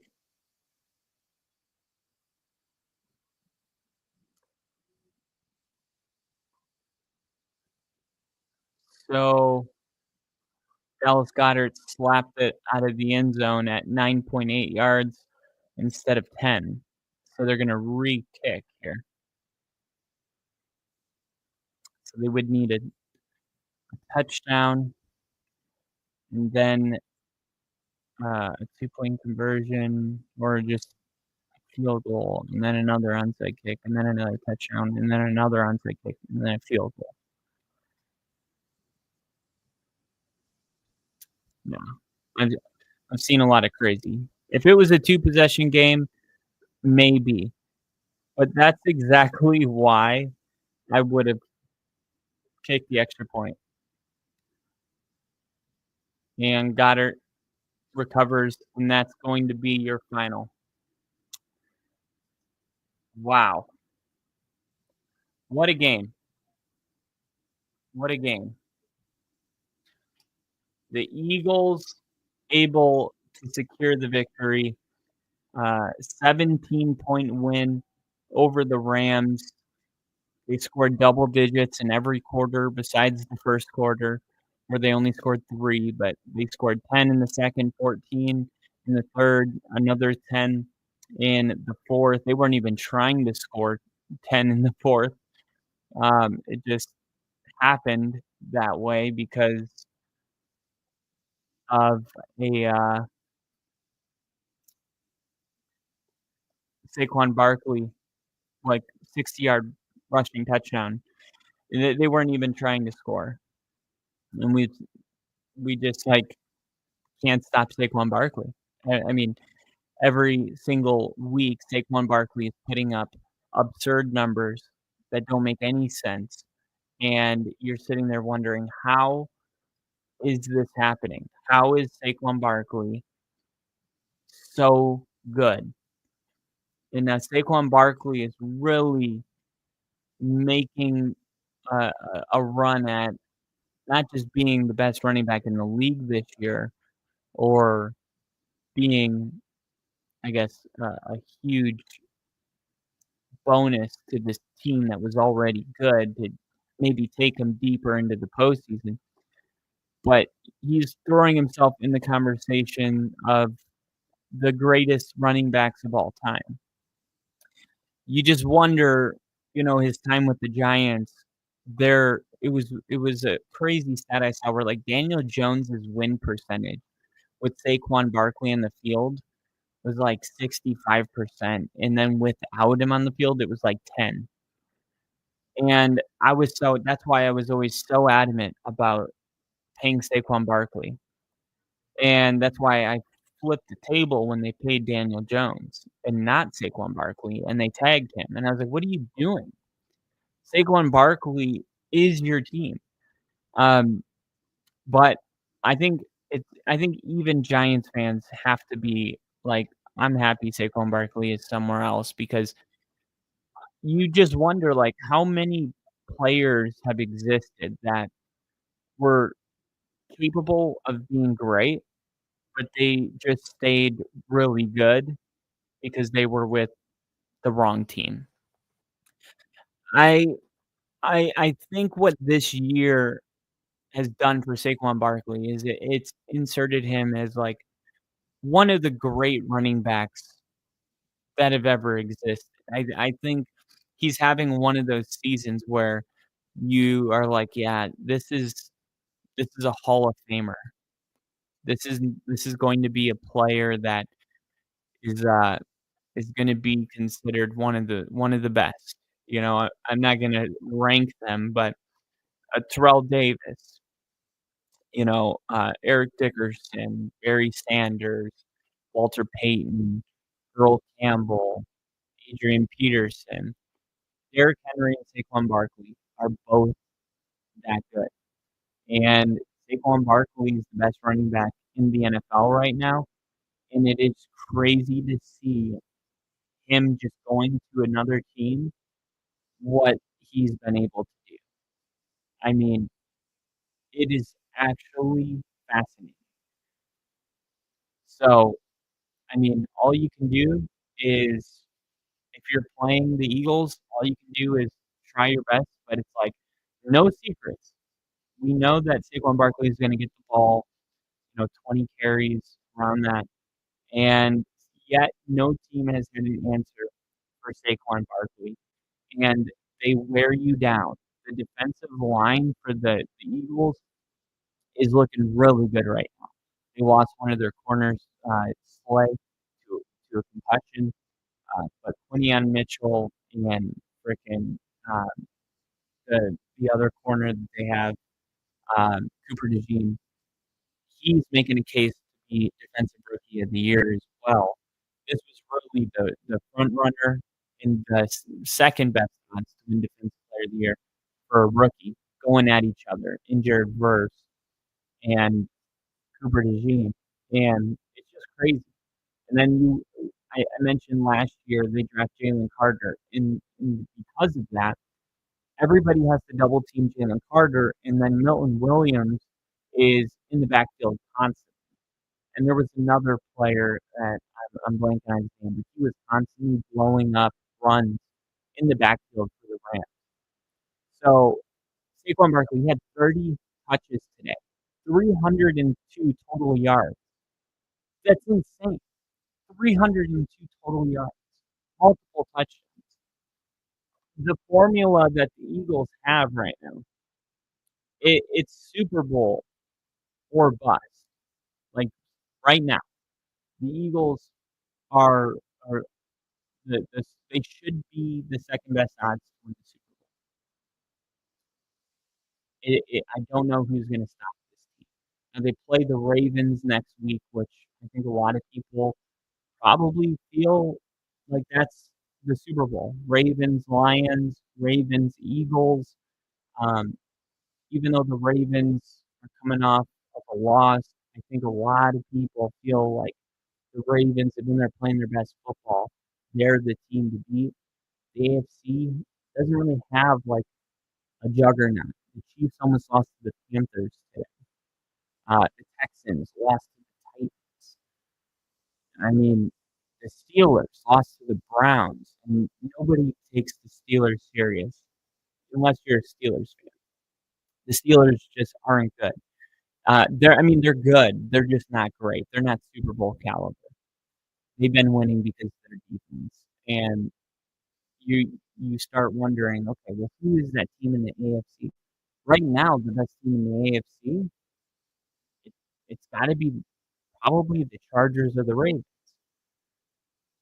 And I don't know. I don't know. Like, if you're, for instance, a Broncos fan or a Chargers fan, you are looking at the AFC right now, and you are like, oh my God, the Lions, Eagles, we don't have any of these juggernauts. I mean, if you just string together some good performances in the playoffs, and you got a good defense, and you just play really good ball, anybody could go to the Super Bowl. It's fascinating. It's anybody's to lose in the AFC, and the NFC is either running through Philly or Detroit. So the Lions remaining scheduled because we talked about the Eagles. They have a game against the Ravens next week, which could be a Super Bowl matchup. And we just don't know it yet. But after that, it's a lot of easy games. I mean, they have the Commanders, who are a tough team. Don't get me wrong, but the Eagles just seem so much better. And then the Steelers, tough game. The Eagles seem better. And then there's teams like the Giants and the Panthers mixed in there. The Eagles could easily win out and end up being a 15 and what would that be? 15 and 2. Now, the Lions, they have the Bears, then the Packers, then the Bills, then the Bears again, then the 49ers and the Vikings. So Bears twice, that should be 2 wins. And the Packers, who knows what's going to happen against the Packers. That game is going to be really that's going to be Thursday. So the Lions play Thursday night against the Bears, and then they play Thursday night the following week against the Packers. But the Eagles fans, man, all eyes are on December 15th. December 15th is when the Eagle fans are going to be glued to the screen. Because December 15th is a Sunday, and the Lions are playing the Bills.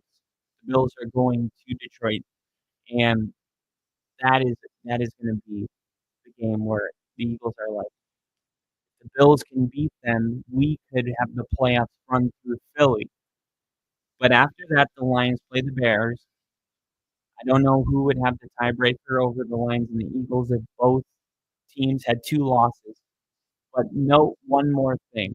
December 30th, the Lions have to play the 49ers in Santa Clara. And that game's interesting because if Brock Purdy and Nick Bosa and Trent Williams and they all come back, I said that every team in the NFC controls their own destiny. That means the Niners have to win out from here on out. This could be a game where the Lions are eliminated from the playoffs, or the 49ers are eliminated with a loss, or they put themselves in position to make it into the postseason with a win. And if there's one team the Lions don't want to face in the postseason, it's the team that beat them in the NFC Championship. So December 30th, the Lions are going to have an opportunity to eliminate the 49ers from the postseason so they don't even have to play them in January. So that's going to be an important game for the 49ers as well. So if you're an Eagles fan, you're looking at the Bills game and the 49ers game, and you're hoping the Lions lose both of them, or at least one of them, and you have to win out, and hopefully you have the tiebreaker over them. But I'm telling you right now, the road to the Super Bowl is going to run through Detroit or Philly, and that's it. That's what it is. If the Lions and Eagles played each other in the playoffs, I would go with the Lions probably, just because I feel like the Lions offense, I feel like as far as their passing offense, I think they can do more, but I don't know. I feel like that would be a toss-up. Now, let's just take a look for hypotheticals, okay? The reason I think the NFC Championship game is going to be Detroit Eagles is because you're going to have the 1 seed, either Detroit or Philly. The 2 seed is going to be either Detroit or Philly. So let's say Detroit has the first, okay? So they have the first round bye in the wild card round. The 2 seed would play the 7 seed. So the Eagles, um, the Eagles were playing the wild card round. They would play the 7 seed, which today would be the Commanders. Okay, it would be the Commanders today. I don't think multiple teams from the NFC West are going to get in. I think the Commanders are going to sneak in. I think the Commanders are going to probably end up being the 7 seed, to be honest. Okay, so the Eagles would play the Commanders, the Seahawks would play the Packers, and the Falcons would play the Vikings. Okay, I think the Vikings would win, and I think the Packers would win, and I think the Eagles would beat the Commanders. So then, the divisional round, you would have the Lions playing the lowest remaining seed, and the Lions will play the Packers in the divisional round. It would be Lions Packers, and the Eagles would play the Vikings. I think the Eagles would beat the Vikings. I think the Lions would probably beat the Packers, and then the NFC Championship game would be the Lions and Eagles. So the only way that the NFC Championship game wouldn't be Lions Eagles is if somehow the Eagles weren't the number 2 seed.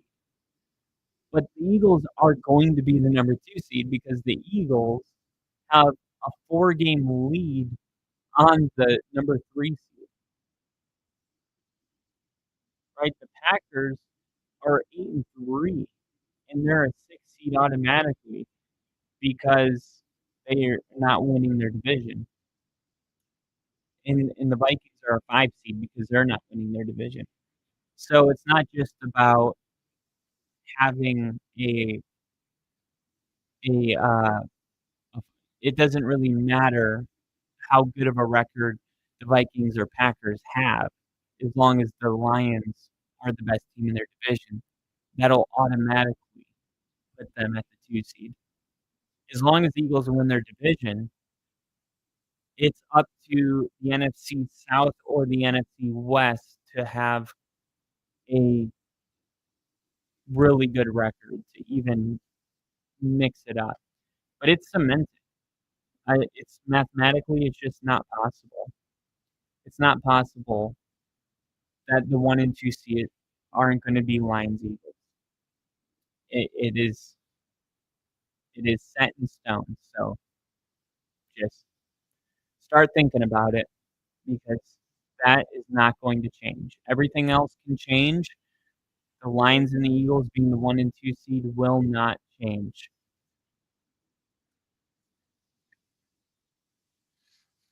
Crafty said, "I guess Sirianni won't need to hide behind his kids during the post-game conference.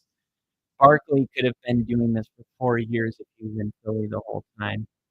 And it is insane to think about, but exactly what I was bringing up about, like, how many other players have just been really good their whole career, but if they were on a different team, they would have been potentially great.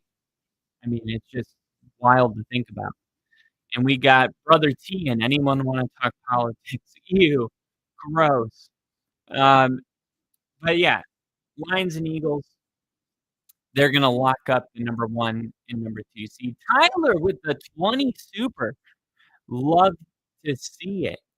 Man, we've had 2 $20 donations on the channel, and you guys are freaking awesome. Thank you, Brother T. And, Embrace the Struggle said, "To be honest, it was a stressful election, but my hope is that we as people continue to value our rights and never assume the worst." Yes, never assume the worst. It's almost as if there's good people on both sides, which I believe there is. But yeah, I'm so glad that, all the commercials are back to just pharmaceutical company commercials. That was so annoying, just randomly in the middle of a football game. But yeah, now AFC, okay? Lions and Eagles, that's not changing. The Chiefs being the number 1 seed in the AFC, this is the Chiefs and the Bills, they're interchangeable. Keep in mind, the Chiefs almost lost to the Panthers. I mean, it was 1 minute left in the game. They had to drive down and kick a game-winning field goal. So, that's why the Chiefs weren't in my top, is because I really don't believe the Chiefs are that good of a team.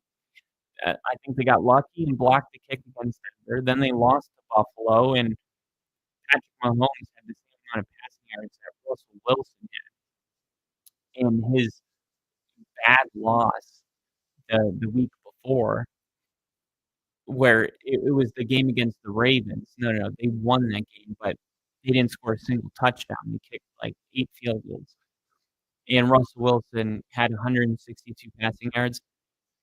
That's how much passing yards Patrick Mahomes had against the Bills. So, blocked field goal saved the game, should have been a loss. Then they lost to the Bills, and then today almost lost to the Panthers. They end up going 2 and 1 in that stretch, but if I'm telling you who my top 5 teams in the NFL are personally, I can't have a team that's playing this type of football. The way the Eagles won today, that's what a top 5 team looks like. The way the Lions handle their business every single week, that's a top 5 team. The way the Bills beat everybody that they play since, like, week 4, that's what a top team does in the league. Those are the top teams in the league right now. So I think the Bills are ultimately gonna end up as the number 1 seed. I think Josh Allen's gonna win the MVP this year, and I think the road to the Super Bowl is gonna go through Buffalo and not Kansas City this year, which ultimately didn't affect Kansas City last year when the road to the Super Bowl went through Baltimore. The Chiefs had to hit the road, what, every single week. They went to Buffalo and beat the Bills, then they went to Baltimore and ultimately went to the Super Bowl and won. So, but for Buffalo, they're gonna be the 1 seed. The Chiefs are gonna be the 2 seed. They're just going to. 3 seed, the Steelers have it right now. Tomorrow night is fascinating because if they lose to the Chargers, the Ravens are gonna be a 7-5 football team, and then they have to play the Eagles next week. So 8 days from now, the Ravens could be 7-6. which is crazy because if they had won last week, they would be 8-3. So think about that. They lose to the Steelers in a weird close field goal game because Justin Tucker missed 2 field goals, which he never does, and they would have been 8-3. And you fast forward to 8 days from now, and they could be 7-6. That's how fast the NFL changes. So the Ravens, if they end up being 7-6, then it looks like the Steelers will probably end up winning the division because the Steelers lost to Cleveland, but if the Ravens don't capitalize on that by winning, then they're shit out of luck. And then Denver is the 7th seed. And it's interesting too because if the Chargers lose to Baltimore, then the Ravens will be an 8-win team. The Chargers will move down to the 6th seed. The Ravens move up to the 5th seed. And then Denver would be 1 game back from the Chargers. And Denver and the Chargers were flexed to Thursday night. So Denver might not even be the 7th seed. If the Ravens lose tomorrow night and next week to the Eagles, and the Broncos beat Cleveland on Monday night, all of a sudden the Ravens would be the 7th seed, and Denver would move up and be the 6th seed, which changes everything because the 7th seed is going to have to play Kansas City. If Baltimore or if Buffalo ends up as the 1 seed, Buffalo's going to have a bye week. The Chiefs will be the 2 seed in the wild card round. If the whoever the 7th seed is, if it's Denver, it's going to be Chiefs Broncos.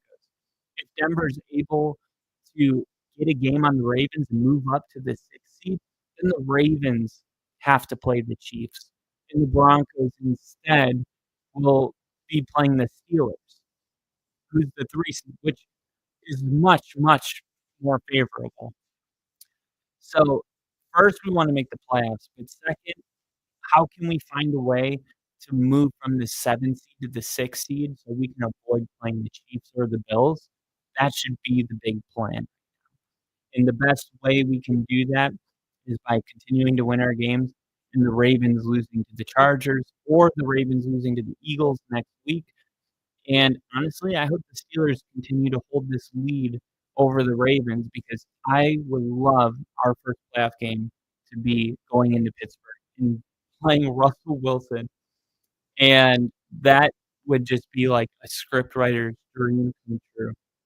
But yeah, I think Denver would beat the Steelers, and then the Ravens would probably beat the Chiefs, or even if the Chiefs won somehow, then all of a sudden you would come out in the divisional round. Buffalo would be playing the Buffalo would be playing the Broncos. The Ravens would be playing the Bills, and the Texans would probably be playing the Chargers.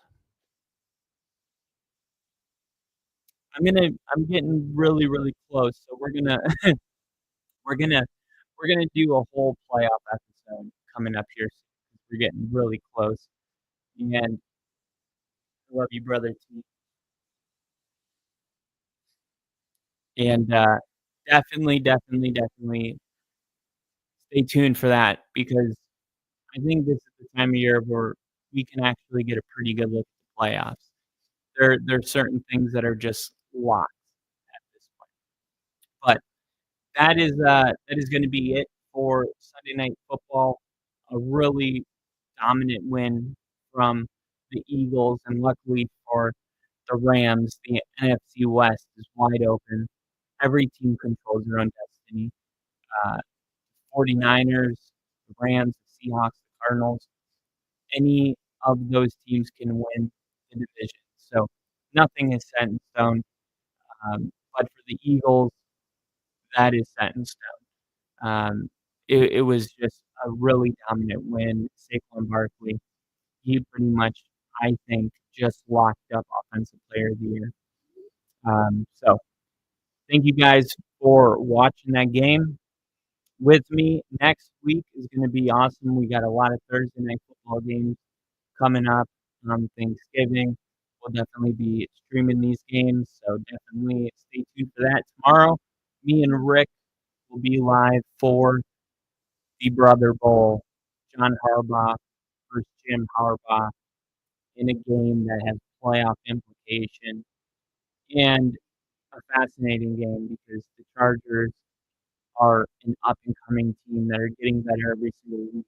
Herbert's playing out of his ass right now, and the Chargers defense is letting up the least amount of points every single week. And then the Ravens are coming off a loss, trying to get the taste out of their mouth. I don't know what's going to happen. I think it's going to maybe be the game of the year, but it's just come at a it's come at a perfect time. So we'll be streaming that tomorrow. So definitely watch it with us. Thank you guys for watching Sunday Night Football. Fly, Eagles, fly on the road to victory. I will see you guys tomorrow. See ya.